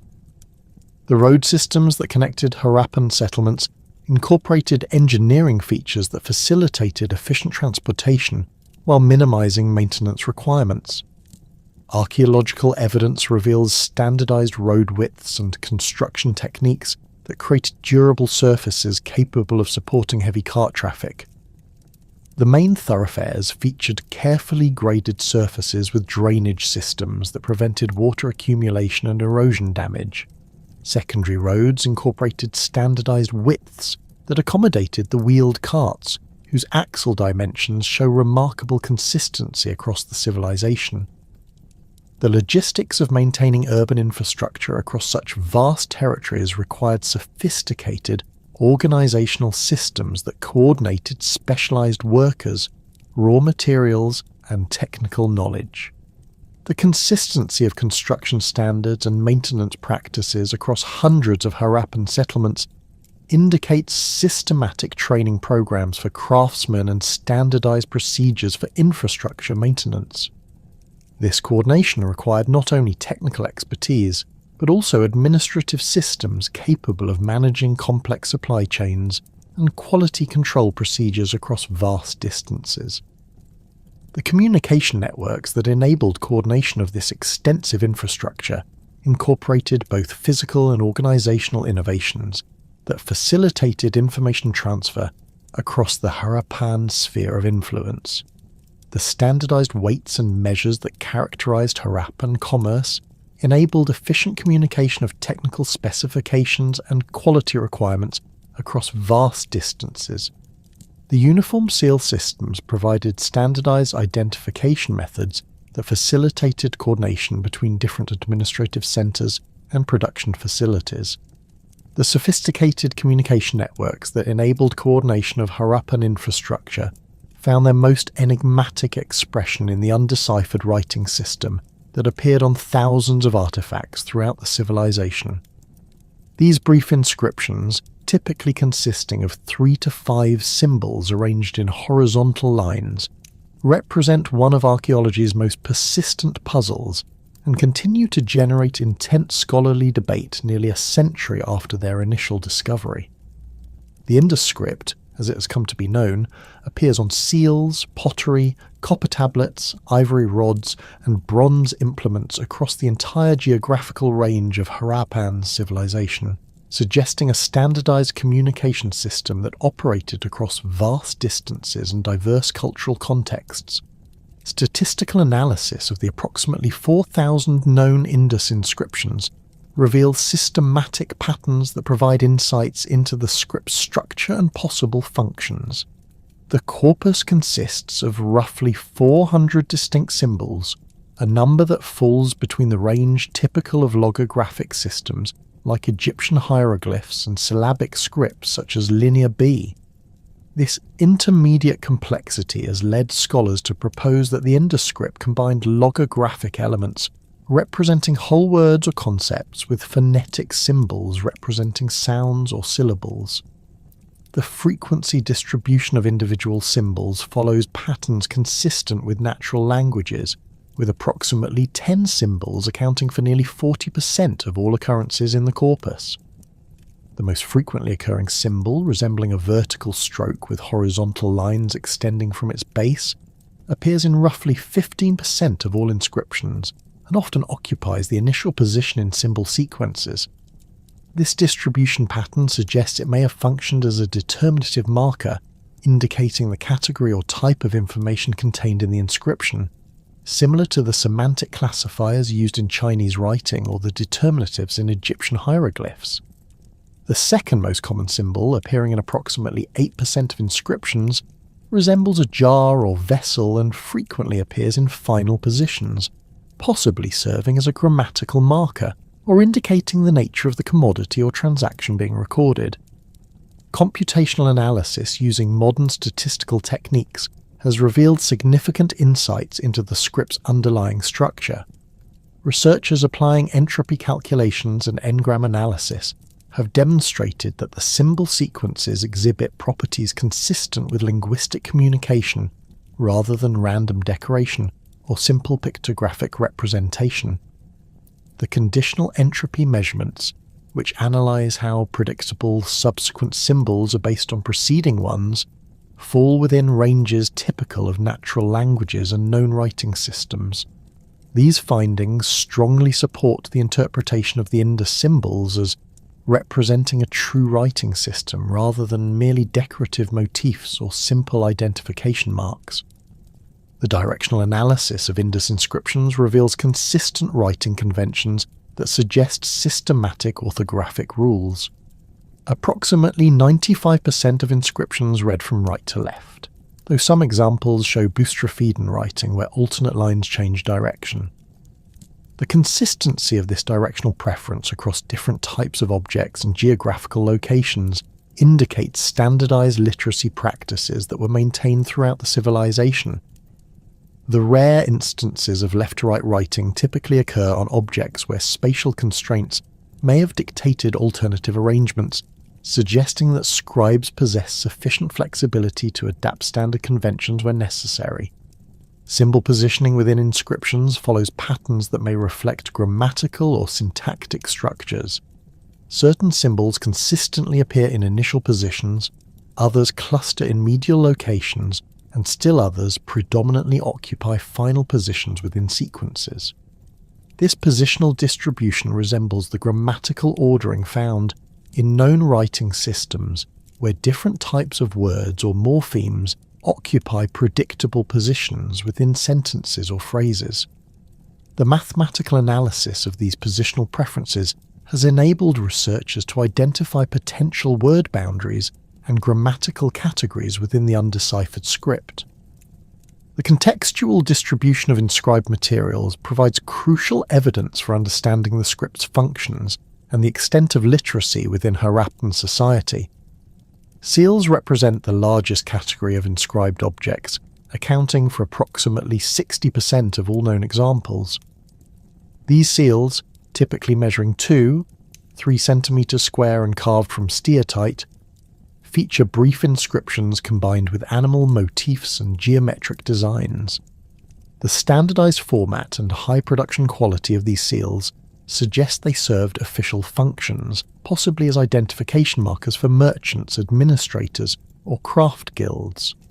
The discovery of identical seals at sites separated by hundreds of kilometers indicates either direct administrative control or standardized commercial practices that transcended local boundaries. Pottery inscriptions represent the second largest category of inscribed materials, appearing on storage jars, serving vessels, and specialized containers throughout Harappan territory. These inscriptions typically consist of 1 to 3 symbols incised or painted before firing, suggesting they were integral to the vessel's intended function, rather than later additions. The symbols often appear near handles or rims where they would be easily visible during use, supporting interpretations as ownership marks, content identifiers, or capacity indicators. The standardization of these pottery marks across different production centers indicates systematic marking practices that facilitated trade and inventory management. Copper tablets bearing Indus script inscriptions represent a smaller but significant category that may provide insights into administrative record-keeping practices.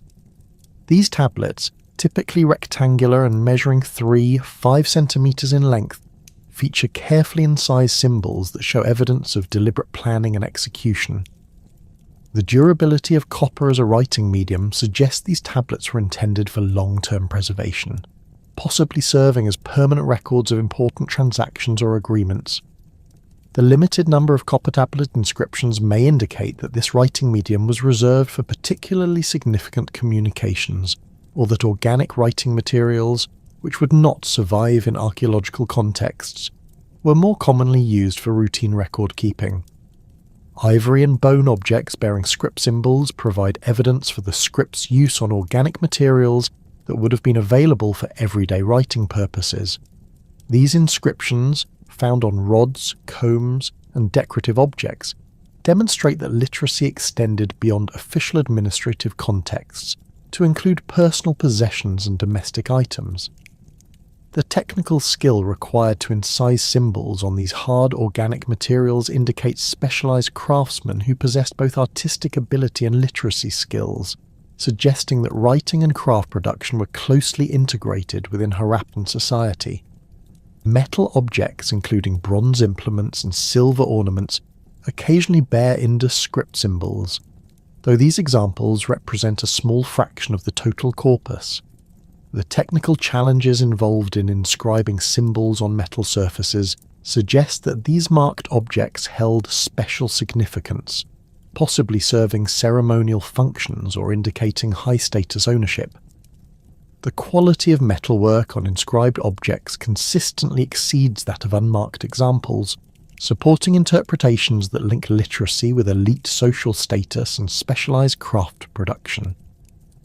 The geographical distribution of inscribed materials reveals patterns that may reflect administrative hierarchies and communication networks within Harappan civilization. Major urban centres like Harappa and Mohenjo-daro have yielded the largest numbers of inscribed objects, with particularly high concentrations of seals and copper tablets. Smaller settlements typically contain fewer inscribed objects, predominantly pottery marks and simple seals, suggesting that complex literacy practices were concentrated in major administrative and commercial centres. The presence of inscribed materials at distant outposts like Shortugai in Afghanistan indicates that the script served communication needs across the entire extent of Harappan influence. Comparative analysis with contemporary writing systems provides context for evaluating the Indus script's characteristics and functions. The Proto-Elamite script, used in southwestern Iran during roughly the same period, shares several features with the Indus system, including brevity of inscriptions, combination of logographic and phonetic elements, and primary use on administrative objects. However, the Proto-Elamite corpus includes longer texts and more obvious accounting records, suggesting different administrative traditions despite technological similarities. The cuneiform writing system of Mesopotamia, with its extensive corpus of legal, commercial and literary texts, demonstrates the potential for early writing systems to record complex information, making the brevity of Indus inscriptions particularly puzzling. The ongoing scholarly debate about whether the Indus symbols constitute a true writing system reflects fundamental disagreements about the nature of written communication and the criteria for distinguishing writing from other symbolic systems. Proponents of the writing system interpretation point to the statistical properties of symbol sequences, the consistent directional conventions, and the systematic positional distributions that characterize known scripts. They argue that the brevity of inscriptions reflects specialized functions, focused on identification and basic record keeping, rather than limitations in the system's expressive capabilities. Critics of the writing system interpretation argue that the symbol sequences are too brief and repetitive to represent a fully developed script capable of recording the range of information typically associated with early writing systems. They propose alternative interpretations, including complex symbol systems for religious or ceremonial purposes, elaborate identification marks for commercial transactions, or sophisticated but non-linguistic communication systems adapted to specific cultural needs. These scholars point to the absence of longer texts and the apparent lack of variation in inscription types as evidence against interpreting the symbols as representing spoken language. Recent computational approaches have attempted to resolve this debate through quantitative analysis of the script's properties compared to known writing systems and non-linguistic symbol systems. Machine learning algorithms trained on various types of symbolic communication have consistently classified Indus symbol sequences as more similar to writing systems than to decorative patterns or simple identification marks. However, the limited size of the available corpus and the brevity of individual inscriptions continue to limit the conclusiveness of these computational approaches. Non-textual communication methods within Harappan civilization encompass sophisticated systems of standardized imagery, religious symbolism, and administrative marking that complemented and possibly superseded written communication in many contexts. The animal motifs that appear on Harappan seals represent one of the most systematic examples of symbolic communication in the ancient world, with specific animals associated with particular regions, social groups, or administrative functions. The unicorn, depicted on nearly 60% of all seals, appears with remarkable consistency in pose, anatomical details, and associated symbols, suggesting standardized iconographic conventions that conveyed specific meanings to viewers throughout Harappan society. The elephant motif, appearing on approximately 15% of seals, shows consistent artistic treatment with specific anatomical features emphasized across different examples. These elephants typically appear in profile with carefully rendered ears, trunks, and tusks that suggest naturalistic observation combined with standardized artistic conventions. The geographical distribution of elephant seals correlates with regions where these animals would have been encountered in the wild, possibly indicating regional administrative divisions or specialized trade relationships related to ivory and other elephant products. Tiger seals, representing roughly 10% of the corpus, feature consistently depicted stripe patterns and muscular builds that demonstrate both artistic skill and systematic iconographic standards. The technical precision required to carve these detailed animal figures on small steatite seals indicates specialized craftsmen who possessed both artistic training and knowledge of the symbolic systems that governed seal production. The consistency of these animal representations across vast geographical distances suggests either centralized training programs for seal carvers or comprehensive iconographic manuals that standardized artistic production throughout the civilization. Water buffalo seals show particular concentration in the core Indus Valley regions, where these animals played crucial roles in agricultural production and transportation. The artistic treatment of water buffalo emphasizes their distinctive horns and robust builds, with consistent attention to anatomical details that suggest direct observation of living animals. The association of water buffalo imagery with agricultural regions may indicate administrative specialization related to farming activities or livestock management, demonstrating how animal symbolism reflected economic and environmental realities within Harappan society.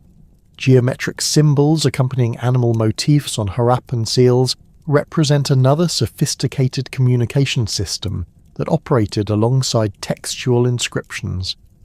These symbols, including various combinations of circles, lines, triangles, and more complex geometric forms, appear with systematic variations that suggest meaningful distinctions rather than random decoration.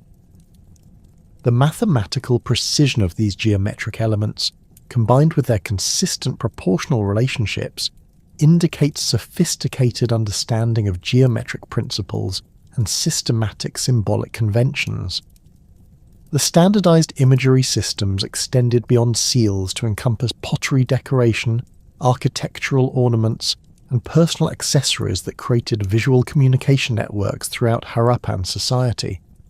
Pottery motifs including fish scales, intersecting circles, and plant patterns appear with remarkable consistency across different production centers, indicating shared artistic traditions and possibly symbolic meanings that transcended local cultural variations. The technical precision required to maintain these decorative standards across such vast territories demonstrates sophisticated quality control systems and standardized training practices for artisans. Religious symbolism in Harappan material culture incorporated systematic iconographic elements that may have served communication functions within ritual and ceremonial contexts. The trefoil pattern that appears on the famous priest-king statue and various other objects shows consistent proportional relationships and execution techniques that suggest standardized religious or ceremonial significance. The mathematical precision of these symbolic elements, combined with their widespread distribution, indicates systematic symbolic communication that operated alongside or independently of textual writing systems. The role of seals in trade and administrative functions encompassed complex identification and authentication systems that facilitated commercial transactions across vast distances and cultural boundaries. The technical sophistication of seal production, requiring specialized stone-cutting tools and artistic skills, suggests that seal ownership represented significant investment and possibly official authorization. The standardized formats and quality control evident in seal production indicate systematic administrative oversight that maintained the integrity of these identification systems throughout the commercial network. Archaeological evidence from trading contexts reveals that seals served multiple functions, including commodity identification, quality certification, and transaction authentication. The discovery of clay seal impressions at various sites indicates that seals were pressed into clay sealings that secured containers or packages during transport, providing tamper-evident security for valuable goods. The standardized impression techniques and consistent quality of these sealings demonstrate systematic commercial practices that protected both merchants and consumers throughout the extensive Harappan trade networks. The sophisticated communication systems that bound Harappan civilization together faced their greatest test as the environmental conditions that had sustained urban prosperity for nearly a millennium began to shift dramatically. By 2500 BC, subtle but persistent changes in climate patterns were altering the fundamental ecological relationships that supported the densely populated cities and extensive agricultural systems of the Indus Valley. These environmental challenges would ultimately reshape Harappan society more profoundly than any political upheaval or military conquest, forcing adaptations that revealed both the resilience and limitations of one of antiquity's most remarkable civilizations. Paleoclimatic evidence from multiple sources indicates that the stable monsoon patterns which had supported Harappan agriculture began experiencing significant variations around 2200 BC. Marine sediment cores from the Arabian Sea revealed decreasing levels of windblown terrestrial material, suggesting reduced monsoon intensity and shorter rainy seasons. Lake sediments from the Thar Desert show increasing aridity, with pollen records indicating the replacement of grassland and woodland vegetation with drought-resistant shrubs and desert plants.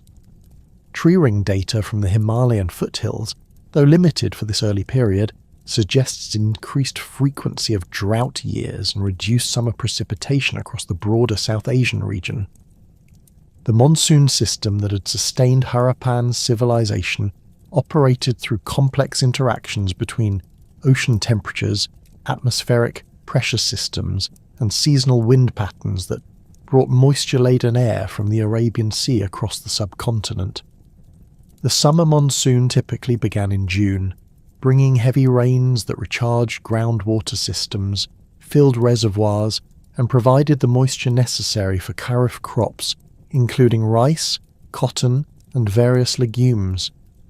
The winter months brought lighter but crucial precipitation that supported rabi crops like wheat and barley, creating the agricultural surplus that fed urban populations and supported craft specialization. Archaeological evidence from multiple Harappan sites reveals the impacts of changing precipitation patterns on urban water management systems. At Mohenjo-daro, well levels began dropping significantly after 2200 BC, with several wells showing evidence of deepening operations as residents attempted to reach declining groundwater tables. The sophisticated drainage systems that had efficiently managed wastewater for centuries began experiencing capacity problems as reduced water flow concentrated sewage and created sanitation challenges. Excavation layers from this period show increased accumulation of organic waste and evidence of more frequent flooding during intense but brief precipitation events. The gradual desiccation of the Gagahakra river system represented perhaps the most catastrophic environmental challenge facing eastern Harappan settlements. This massive river system, which may have been fed by Himalayan glacial melt and seasonal monsoon runoff, had supported numerous urban centres including Ganweriwala, Rakhigahi, and dozens of smaller settlements across what is now the Cholistan Desert and Rajasthan. Satellite imagery and archaeological surveys reveal the remains of this ancient river system, with paleo-channels extending over 1,000 kilometres from the foothills of the Himalayas to the Arabian Sea coast. Hydrological analysis of the Gagahakra system suggests that its decline resulted from multiple factors including tectonic activity, climate change, and possible river capture events that diverted water sources. The Sutlej River, which may have been a major tributary of the Gagahakra during Harappan times, appears to have shifted its course eastward to join the Indus system, dramatically reducing water flow in the eastern channels. Simultaneously, the Yamuna River may have been captured by the Ganges system, further reducing the water sources that sustained the Gagahakra's massive flow. The archaeological record along the former Gagahakra channels reveals the gradual abandonment of settlements as water sources became unreliable. At Kalibangan, one of the major urban centres along this river system, excavations show a clear sequence of adaptation and eventual abandonment. The early mature Harappan levels display typical urban planning with sophisticated drainage systems and public buildings. Later levels show evidence of water conservation measures including additional wells, modified drainage systems, and changes in residential architecture that suggest adaptation to water scarcity.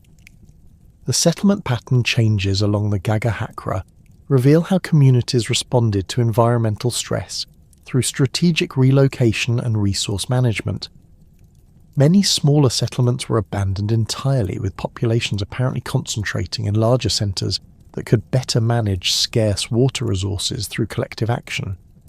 Archaeological surveys show evidence of planned abandonment at many sites, with valuable materials systematically removed and no signs of violent destruction or sudden evacuation. This pattern suggests organised community responses to environmental challenges, rather than chaotic collapse. Natural disasters compounded the challenges posed by gradual climate change, creating acute crises that tested the resilience of Harappan urban systems. Geological evidence indicates that the Indus Valley experienced several major flooding episodes during the late mature Harappan period, possibly triggered by tectonic activity that temporarily dammed river channels and created massive upstream reservoirs.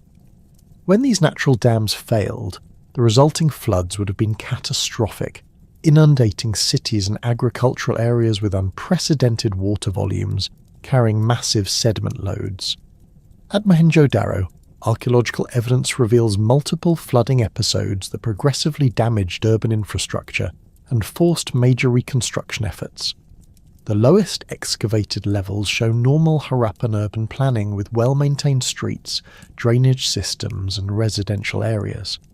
Higher levels reveal successive layers of flood silt interspersed with evidence of rebuilding activities. The residents raised street levels, reconstructed damaged buildings, and modified drainage systems to cope with changed topographic conditions created by sediment deposition. The flood deposits at Mohenjo-daro contain distinctive fine-grained sediments characteristic of slack water deposition during major flood events. These layers, sometimes exceeding 1 metre in thickness, indicate prolonged inundation that would have made large areas of the city uninhabitable for extended periods.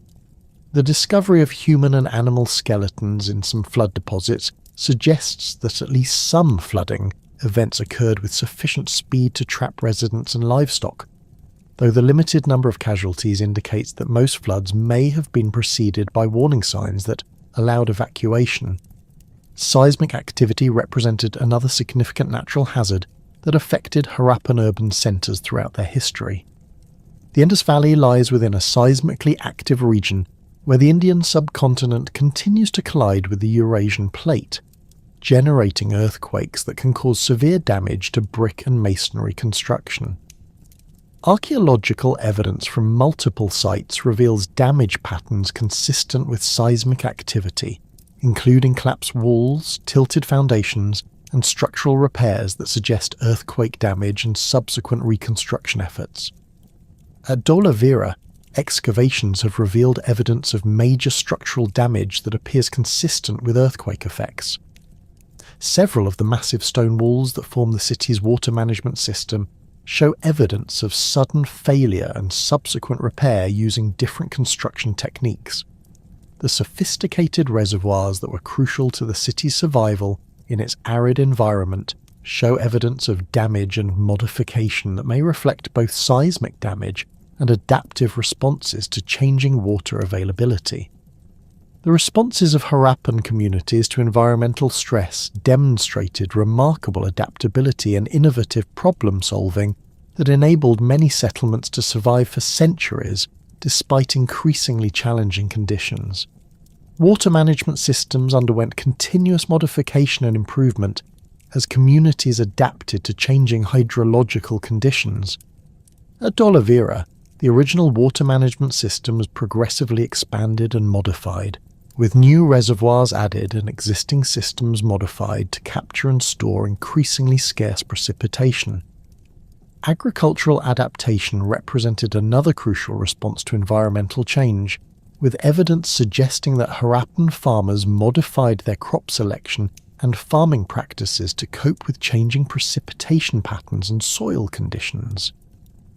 Archaeobotanical evidence from later Harappan levels shows increased cultivation of drought-resistant crops including millets and sorghum, which require less water than the wheat and barley that had dominated earlier agricultural systems. The adoption of these alternative crops may have been crucial to maintaining agricultural productivity as monsoon patterns became less reliable. Settlement relocation became increasingly common as environmental conditions deteriorated in traditional Harappan heartlands. Archaeological surveys reveal the establishment of new settlements in areas that had previously been marginal to Harappan occupation, including regions with more reliable water sources or better soil conditions. The Gujarat coast, which had been important for maritime trade, saw increased settlement density as communities relocated from the increasingly arid interior regions. These coastal settlements maintained many Harappan cultural traditions while adapting to new environmental conditions and economic opportunities. Trade pattern modifications reflected both environmental constraints and adaptive strategies that enabled Harappan merchants to maintain commercial networks despite changing conditions in traditional production centres. The decline of some inland production centres led to increased importance of coastal settlements and alternative trade routes. Archaeological evidence suggests that trade in agricultural products decreased, while commerce in manufactured goods and raw materials from diverse sources became more important. The standardized production systems that had characterized Harappan crafts enabled continued manufacturing, even as production locations shifted in response to environmental pressures. The technological innovations that emerged during this period of environmental stress demonstrated the continued vitality of Harappan engineering and adaptation capabilities. Water conservation techniques became increasingly sophisticated, with evidence of improved well construction, more efficient irrigation systems, and innovative storage methods that maximized the utility of limited water resources. At several sites, archaeologists have found evidence of rainwater harvesting systems that collected and stored precipitation from building roofs and paved areas, supplementing traditional water sources during periods of scarcity.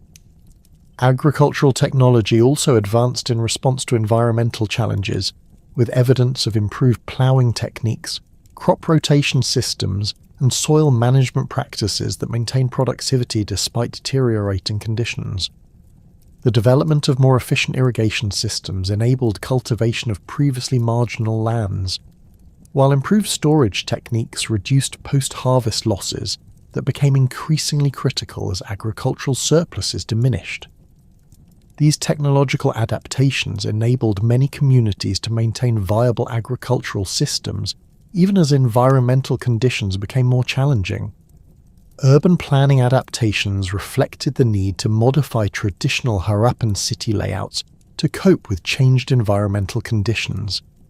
Later Harappan settlements often featured more compact layouts that reduced infrastructure requirements while maintaining essential services. Drainage systems were modified to handle both water scarcity and occasional intense flooding, with improved storage and distribution systems that managed limited water resources more efficiently. Housing designs incorporated features that provided better protection from extreme weather events while maintaining the privacy and comfort standards that characterized Harappan domestic architecture. The demographic changes that accompanied environmental stress reveal both the challenges and resilience of Harappan society during this transitional period.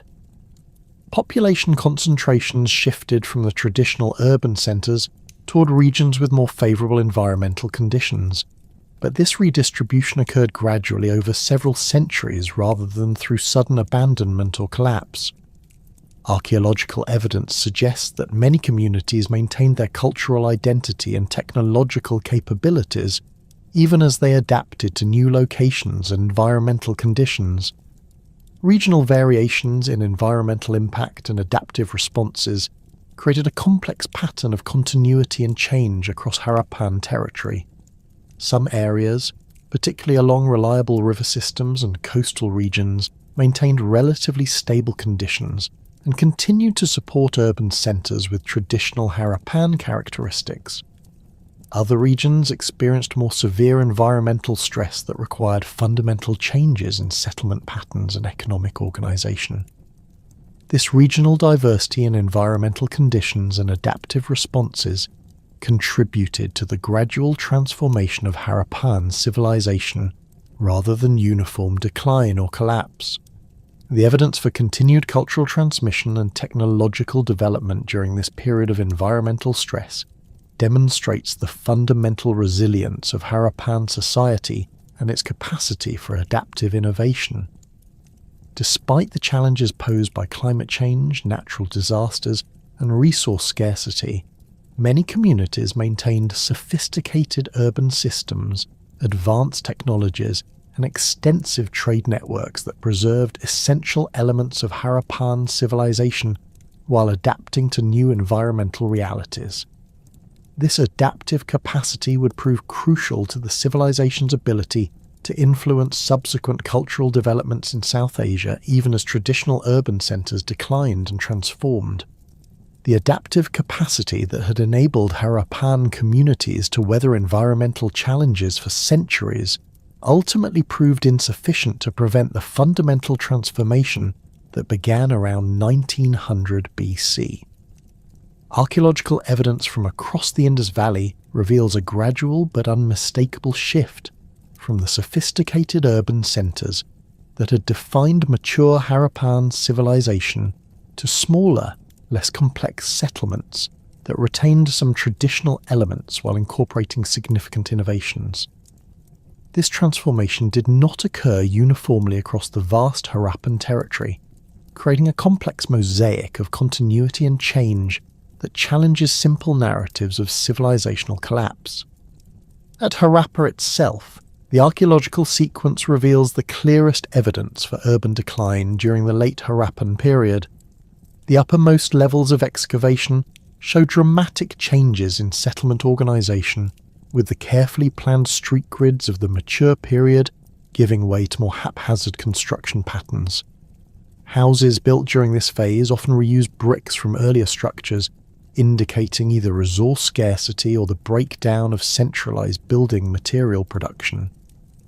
The the sophisticated drainage systems that had been meticulously maintained for centuries began to fail, with block channels filled with debris and new construction built directly over former drainage lines. The population of Harappa appears to have contracted significantly during this period, with large areas of the former city showing evidence of abandonment rather than continued occupation. The massive defensive walls that had enclosed the mature Harappan settlement were breached in multiple locations, not through military assault but through gradual decay and stone robbing by later inhabitants.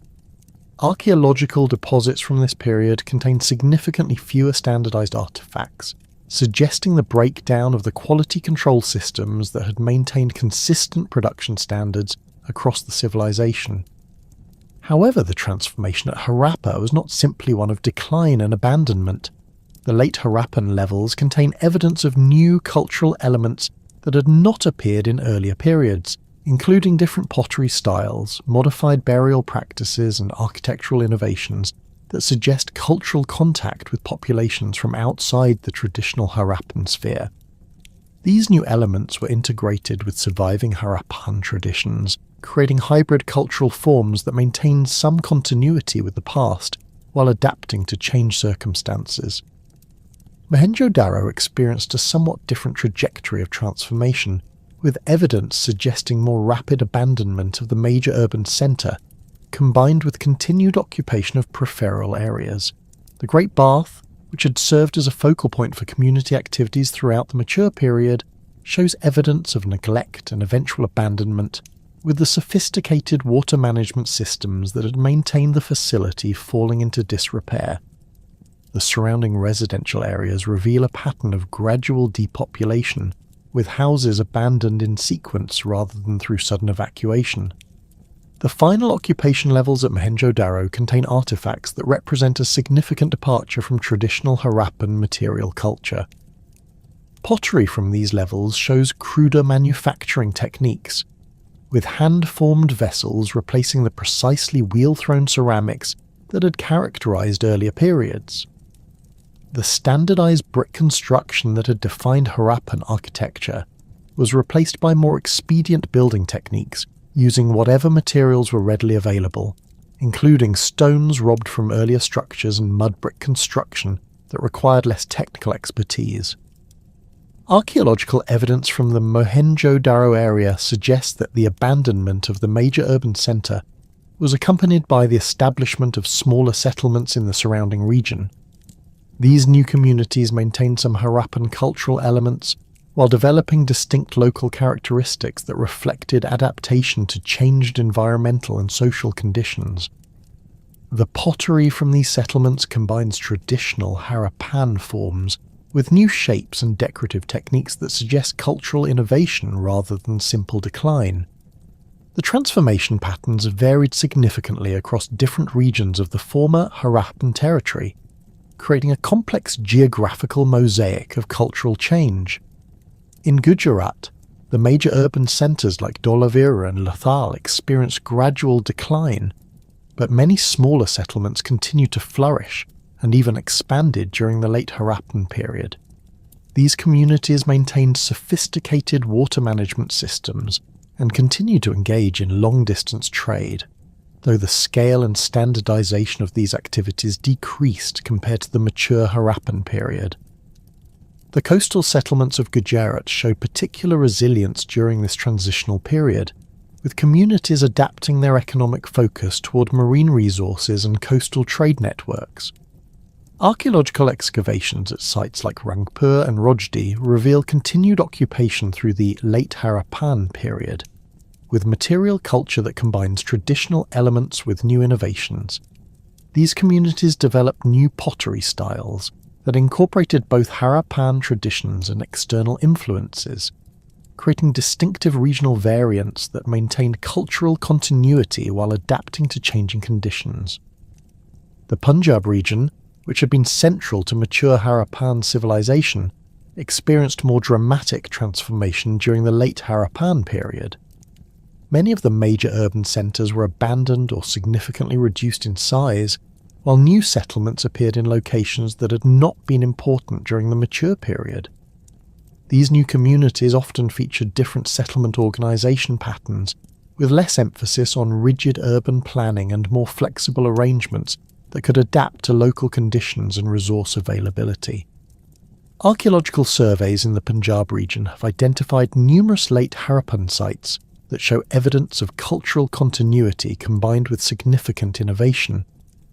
The pottery from these sites maintains some traditional Harappan forms while incorporating new shapes and decorative techniques that suggest contact with populations from the northern hills and western regions. Burial practices at these sites show modifications from traditional Harappan customs, with some communities adopting extended burial positions and different gravegood assemblages that reflect changing religious beliefs or social organisation. The Cholistan Desert region, which had supported numerous settlements during the mature Harappan period, when the Ghaggar-Hakra river system provided reliable water sources, experienced the most dramatic transformation as environmental conditions deteriorated. Archaeological surveys reveal that most settlements in this region were abandoned during the late Harappan period, with populations apparently relocating to areas with more reliable water sources. However, some communities adapted to the changing conditions by modifying their subsistence strategies and settlement patterns. The few late Harappan sites identified in the Cholistan region show evidence of communities that had adapted to increasingly arid conditions through innovative water conservation techniques and modified agricultural practices. These settlements were typically much smaller than their mature Harappan predecessors and featured different architectural styles that reflected adaptation to resource scarcity. The material culture from these sites suggests that communities maintained some Harappan traditions while developing new technologies and social organisation patterns suited to their changed environment. Regional variations in late Harappan material culture reflect both local adaptations to environmental conditions and cultural contact with populations from outside the traditional Harappan sphere. In the northern regions, late Harappan pottery shows influences from hill cultures that may have been expanding southward as climate change affected their traditional territories.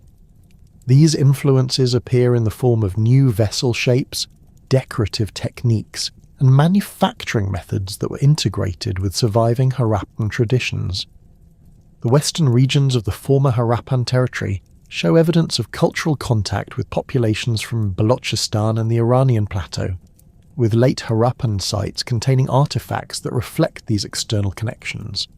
Copper and bronze objects from these sites sometimes show manufacturing techniques and decorative styles that differ from traditional Harappan metalwork, suggesting either population movement or intensified trade relationships with western regions. These external influences were typically integrated with local traditions, rather than replacing them entirely, creating distinctive regional variants of late Harappan culture. The eastern regions of the Harappan territory, particularly areas along the former Ghaggar-Hakra system, show evidence of cultural continuity that persisted even as environmental conditions deteriorated. Late Harappan sites in these regions often maintain traditional settlement organisation patterns and material culture elements, though typically at reduced scales compared to mature Harappan communities.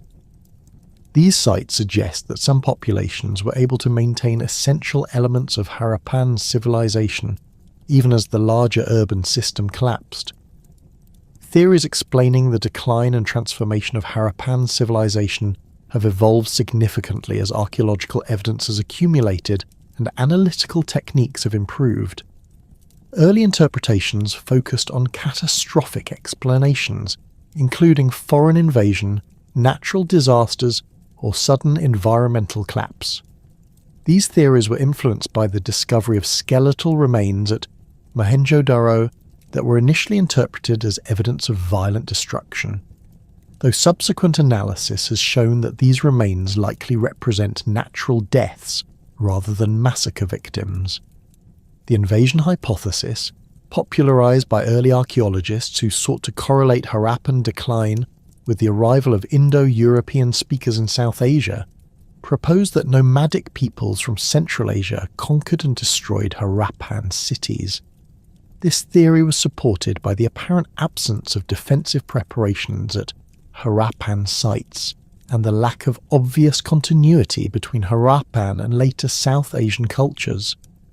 However, archaeological evidence has not supported this interpretation, with no clear evidence of violent destruction at most Harappan sites and increasing recognition of cultural continuities that link Harappan and post-Harappan developments. Environmental degradation theories have gained increasing support as paleoclimatic evidence has accumulated, demonstrating significant climate change during the late Harappan period. These theories propose that decreasing monsoon precipitation, river system changes, and increasing aridity created conditions that could no longer support the dense urban populations and intensive agriculture that had characterized mature Harappan civilization. The gradual nature of environmental change would explain the extended process of urban decline and transformation rather than sudden collapse. The environmental degradation theories are supported by multiple lines of evidence, including marine sediment cores, lake sediment analysis, and archaeological evidence for changing water management practices at Harappan sites. However, these theories must account for the regional variations in decline patterns and the continued flourishing of some communities, even as others were abandoned. The complexity of environmental change and its varied regional impacts suggests that environmental factors were important but not solely determinative in explaining Harappan transformation. Internal social collapse theories propose that the sophisticated administrative and social systems that had coordinated Harappan civilization gradually broke down due to internal contradictions or external pressures that exceeded their adaptive capacity. These theories emphasize the apparent absence of extreme social stratification in Harappan society, suggesting that the consensus-based systems that may have governed these communities were vulnerable to disruption when faced with multiple simultaneous challenges, including environmental stress, economic disruption, and social change. The internal collapse theories are supported by evidence for the breakdown of standardization systems that had maintained quality control and coordination across the Harappan territory. The disappearance of standardized weights and measures, the decline in craft production quality, and the abandonment of systematic urban planning all suggest the failure of institutional systems that had previously coordinated complex social and economic activities. However, these theories must explain why some communities were able to maintain sophisticated organization, while others experienced institutional breakdown. Economic disruption theories focus on the breakdown of the extensive trade networks that had supported Harappan prosperity and urban development. These theories propose that environmental change, political instability in trading partner regions, or internal transportation difficulties disrupted the commercial systems that had enabled craft specialization and urban growth. The decline in long-distance trade would have reduced the economic surpluses necessary to support large urban populations and specialized craftsmen, forcing communities to adopt more localized and self-sufficient economic strategies. Archaeological evidence for economic disruption includes the decline in standardized craft production, the reduced distribution of exotic materials like lapis lazuli and marine shells, and the apparent breakdown of the systematic commercial networks that had characterized mature Harappan civilization. However, evidence for continued trade and craft production at some late Harappan sites suggests that economic disruption was not uniform across the former Harappan territory, and that some communities successfully adapted their economic strategies to change conditions. Archaeological evidence for continuity and change during the late Harappan period reveals complex patterns that challenge simple models of civilizational collapse or replacement. Many late Harappan sites contain material culture assemblages that combine traditional Harappan elements with new innovations, suggesting cultural evolution rather than complete discontinuity. Pottery traditions, architectural techniques, and craft production methods show both persistence of traditional knowledge and adaptation to new conditions and influences. The relationship between late Harappan cultures and subsequent South Asian civilizations represents one of the most significant questions in understanding the long-term impact of Harappan civilization. Archaeological evidence suggests multiple connections between late Harappan communities and latest cultural developments, including technological continuities, settlement pattern influences, and possible linguistic connections. However, the nature and extent of these connections remain subjects of ongoing research and debate. Technological continuities between Harappan and post-Harappan cultures include water management techniques, agricultural practices, and craft production methods that persisted in modified forms long after the decline of urban Harappan civilization. The sophisticated understanding of hydraulic engineering that characterized Harappan cities appears to have influenced later South Asian urban development, while agricultural techniques developed during the Harappan period continue to be used by subsequent farming communities throughout the region. Settlement pattern influences can be traced through the continued occupation of some Harappan sites and the establishment of later settlements in locations that had been important during the Harappan period. The urban planning principles that had governed Harappan city construction appear to have influenced later South Asian urban development, though typically at smaller scales and with modifications that reflected changed social and economic conditions. The question of linguistic continuity between Harappan and later South Asian cultures remains highly speculative due to the undeciphered nature of the Harappan script and the lack of contemporary textual evidence. However, some scholars have proposed connections between Harappan cultural elements and later South Asian linguistic and religious traditions, suggesting possible continuities that persisted through the transformation period, despite the breakdown of urban Harappan civilization. The cultural threads that connected the transformed late Harappan communities to subsequent South Asian civilizations proved far more enduring than the urban centres that had originally woven them. As the last recognisably Harappan settlements evolved into new cultural forms around 1300 BC, the technological innovations, social practices, and conceptual frameworks developed during 2 millennia of Indus Valley Civilization continued to influence the subcontinent's development in ways that archaeologists and historians are only beginning to understand. The legacy of Harappan civilization persisted not through monumental architecture or preserved texts, but through the practical knowledge and cultural practices that communities carried forward as they adapted to new environmental and social conditions. The hydraulic engineering principles that had enabled Harappan cities to manage water resources in challenging environments became foundational to subsequent South Asian urban development. The sophisticated understanding of drainage gradients, water storage techniques, and municipal sanitation systems developed by Harappan engineers influenced city planning throughout the subcontinent for millennia. Archaeological excavations at later urban centres including Taxila, Pataliputra, and early historic sites in Gujarat reveal drainage systems and water management techniques that echo Harappan innovations, though typically implemented at smaller scales and with local modifications reflecting changed materials and construction methods. The standardized measurement systems that had coordinated Harappan commerce and construction continued to influence South Asian trade and craftsmanship long after the collapse of the civilization's urban centers. The binary and decimal weight systems developed by Harappan merchants established precedents for systematic commercial measurement that persisted in modified forms throughout subsequent periods.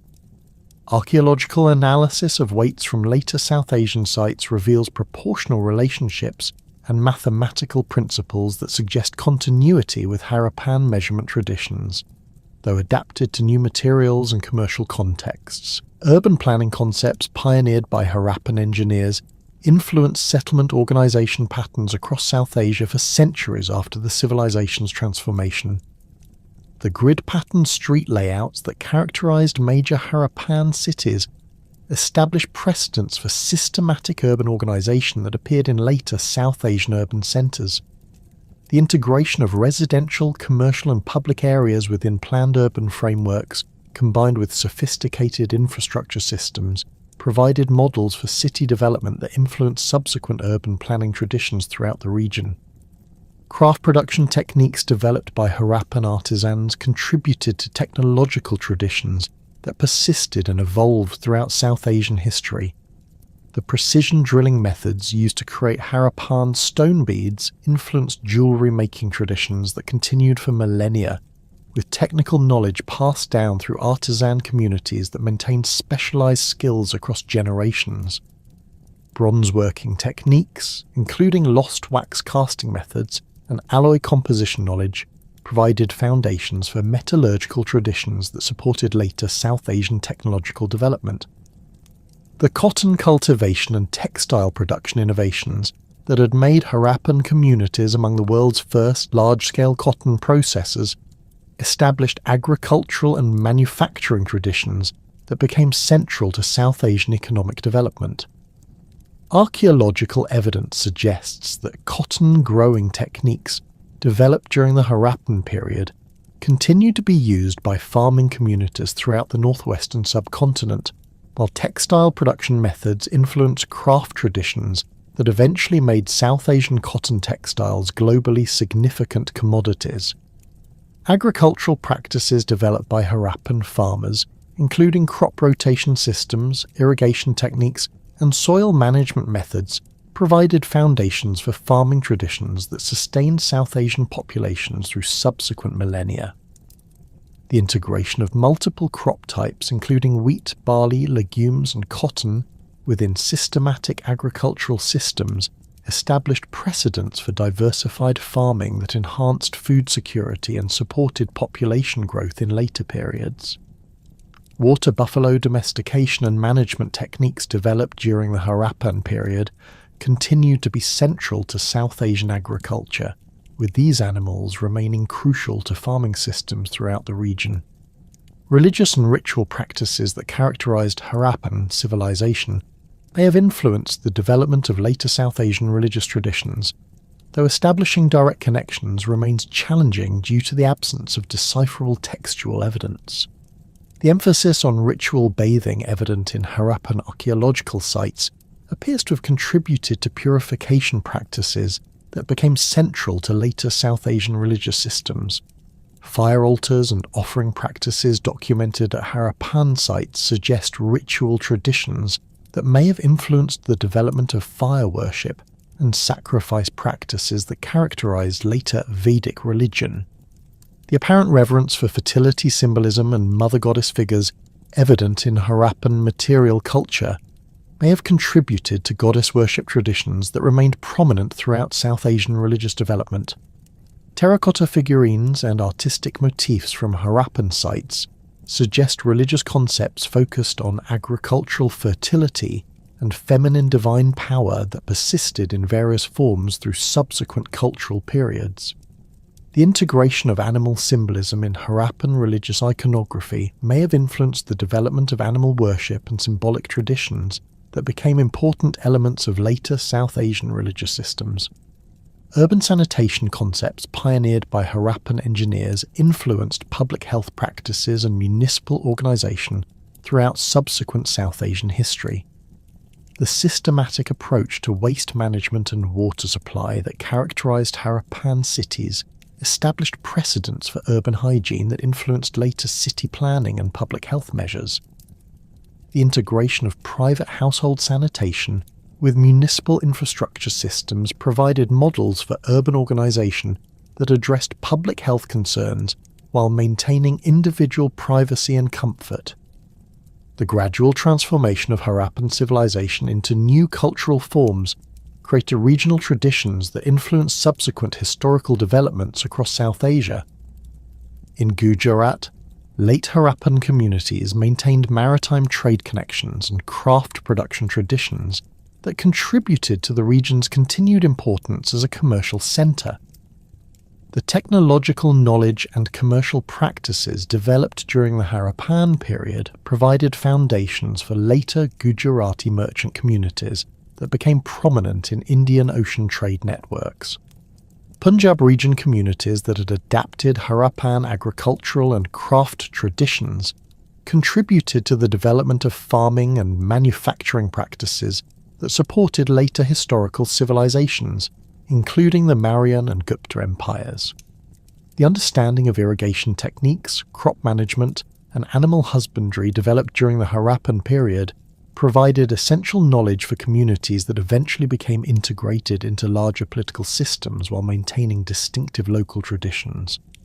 The rediscovery of Harappan civilization began during the British colonial period, when railway construction projects in the Punjab inadvertently exposed ancient archaeological sites that had been buried for millennia. In 1856, British engineers building the East Indian Railway between Karachi and Lahore discovered that local contractors were using ancient fired bricks of unusual uniformity and quality as ballast for railway construction. These bricks, quarried from mounds near the village of Harappa, displayed technical characteristics that suggested sophisticated, ancient manufacturing rather than recent production. Alexander Cunningham, the first Director General of the Archaeological Survey of India, conducted preliminary investigations at Harappa in 1872 to 1873, recognizing that the site contained remains of significant archaeological importance. Cunningham's excavations were limited in scope, but he recovered artifacts including seals bearing unknown script symbols and sophisticated pottery that indicated an advanced ancient civilization. His published reports described Harappa as representing a previously unknown culture that predated known South Asian historical periods, though the full significance of these discoveries was not immediately recognized. The systematic archaeological investigation of Harappan sites began in the 1920s under the direction of Sir John Marshall, who served as Director General of the Archaeological Survey of India from 1902 to 1928. Marshall organised comprehensive excavations at both Harappa and Mohenjo-daro, employing systematic stratigraphic techniques that revealed the extent and sophistication of Indus Valley Civilization. His team's discoveries included the Great Bath at Mohenjo-daro, sophisticated urban planning systems, and thousands of artifacts that demonstrated the civilization's technological and artistic achievements. Marshall's excavations at Mohenjo-daro revealed urban planning and engineering capabilities that astonished the archaeological community and challenged existing understanding of ancient South Asian history. The discovery of sophisticated drainage systems, standardized brick construction, and systematic street layouts demonstrated that South Asia had supported advanced urban civilizations millennia before the historically documented Mauryan period. Marshall's published reports in the 1920s introduced Harappan civilization to international scholarly attention and established it as one of the world's earliest urban civilizations alongside Mesopotamia and Egypt. The work of Mortimer Wheeler, who directed major excavations at Harappa between 1946 and 1948, introduced more rigorous archaeological methods and provided detailed stratigraphic analysis of Harappan urban development. Wheeler's excavations revealed the defensive walls and gateway systems that protected Harappan cities, while his systematic approach to artifact analysis established chronological frameworks that enabled comparison with other ancient civilizations. His publications emphasized the sophisticated planning and engineering that characterized Harappan urban centers, contributing to scholarly recognition of the civilization's technological achievements. Wheeler's excavations also uncovered evidence that initially suggested violent destruction of Harappan cities, including skeletal remains at Mohenjo-daro that he interpreted as massacre victims. These discoveries contributed to theories of foreign invasion that dominated scholarly interpretation of Harappan decline for several decades. However, subsequent reanalysis of Wheeler's evidence using improved forensic techniques has shown that the skeletal remains likely represent natural deaths rather than violence, contributing to revised understanding of Harappan transformation processes. Post-independence archaeological research in both India and Pakistan has dramatically expanded knowledge of Harappan civilization through the discovery of hundreds of new sites and the application of advanced analytical techniques. Indian archaeologists, including B.B. Lal, S.R. Rao, and R.S. Bisht, have conducted major excavations at sites including Kalibangan, Lothal, and Dholavira, revealing regional variations in Harappan culture and the civilization's adaptation to diverse environmental conditions. Pakistani archaeologists, including F.A. Khan, Emzar Mughal, and Rafiq Mughal, have systematically surveyed the Indus Valley and identified numerous previously unknown Harappan settlements. The discovery of Dholavira by Indian archaeologist R.S. Bisht in 1967 revealed sophisticated water management systems that demonstrated Harappan engineering capabilities in challenging arid environments. Bisht's excavations uncovered elaborate reservoirs, drainage systems, and urban planning features that showed how Harappan communities adapted their technological systems to local environmental conditions. The site's preservation in Gujarat's Reign of Kutch provided exceptional insights into Harappan construction techniques and urban organisation that complemented discoveries at other major sites. Systematic archaeological surveys conducted since the 1960s have identified over 1,400 Harappan sites across Pakistan and northwestern India, revealing the true extent of the civilization and its regional variations. The Kholistan Desert Surveys, led by Pakistani archaeologist Mistar Mughal, identified hundreds of sites along the ancient Ghaggar-Hakra river system, demonstrating that Harappan civilization extended far beyond the Indus Valley proper. These surveys revealed settlement hierarchies and regional specialization patterns that provided new insights into Harappan political and economic organization. Advanced dating techniques including radiocarbon dating, thermoluminescence dating, and archaeomagnetic dating have provided precise chronological frameworks for Harappan development and transformation. These techniques have established that Harappan civilization emerged around 3300 BC, reached urban maturity by 2600 BC, and underwent gradual transformation between 1900 and 1300 BC.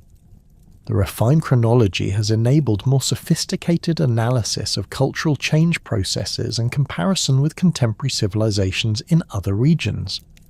Satellite imagery and remote sensing technologies have revolutionized Harappan archaeological research by enabling identification of ancient settlement patterns and environmental changes across vast areas. Satellite analysis has traced the course of the ancient Ghaggar-Hakra river system and identified numerous archaeological sites that would be difficult to locate through ground survey alone. These technologies have also provided insights into ancient landscape changes and environmental conditions that influenced Harappan settlement patterns and agricultural systems.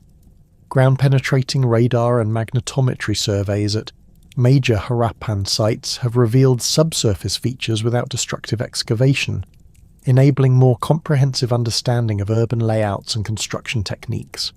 These non-invasive techniques have identified buried structures, street systems, and drainage networks that provide detailed insights into Harappan urban planning, while preserving archaeological deposits for future research using improved techniques.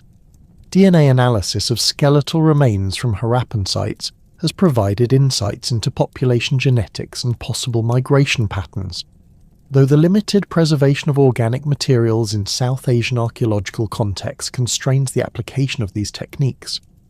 Available genetic evidence suggests that Harappan populations were genetically diverse and showed connections to both South Asian and Central Asian populations, though the interpretation of these patterns remains subject to ongoing research and debate.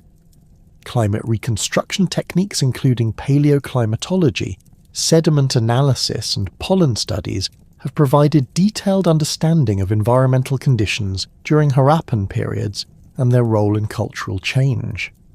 These studies have confirmed that significant climate change occurred during the late Harappan period, with decreased monsoon precipitation and increased aridity affecting agricultural systems and water resources.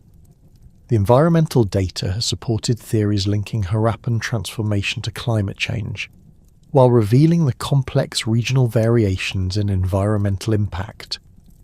Efforts to decipher the Indus script continue to employ increasingly sophisticated computational and linguistic analysis techniques, though the script remains undeciphered despite decades of intensive research. Computer-assisted analysis has identified statistical patterns in symbol usage and sequence structures that provide insights into the script's organization and possible functions. Machine learning approaches have been applied to identify potential linguistic features and compare the script with known writing systems, though the brevity of available inscriptions continues to limit progress toward full decipherment. International collaboration has become increasingly important in Harappan research, with scholars from multiple countries contributing expertise in archaeology, linguistics, computer science, and environmental studies. Joint research projects have combined resources and expertise to address complex questions about Harappan civilization that require interdisciplinary approaches. These collaborations have facilitated the sharing of data and analytical techniques that have advanced understanding of Harappan culture and its broader significance in world history. The contemporary significance of Harappan civilization extends beyond academic research to encompass questions of cultural identity, historical interpretation, and archaeological heritage preservation. In both India and Pakistan, Harappan sites have become important symbols of ancient cultural achievement and sources of national pride. The sophisticated urban planning and technological innovations of Harappan civilization provide models for sustainable development and environmental management that remain relevant to contemporary challenges. Heritage preservation efforts at major Harappan sites face ongoing challenges from environmental degradation, urban development pressure, and inadequate funding for conservation programs. Sites like Mohenjo-daro and Harappa require continuous conservation work to prevent deterioration from salt crystallization, groundwater changes, and structural instability. International organizations, including UNESCO, have provided support for preservation efforts, though the scale of conservation needs exceeds available resources. Educational programs and public outreach initiatives have increased awareness of Harappan civilization and its significance in world history. Museums in India, Pakistan, and other countries display Harappan artifacts and provide educational resources that introduce the civilization to broader audiences. Archaeological site museums at locations like Lothal and Dholavira provide visitors with insights into Harappan urban planning and technological achievements while promoting heritage preservation awareness.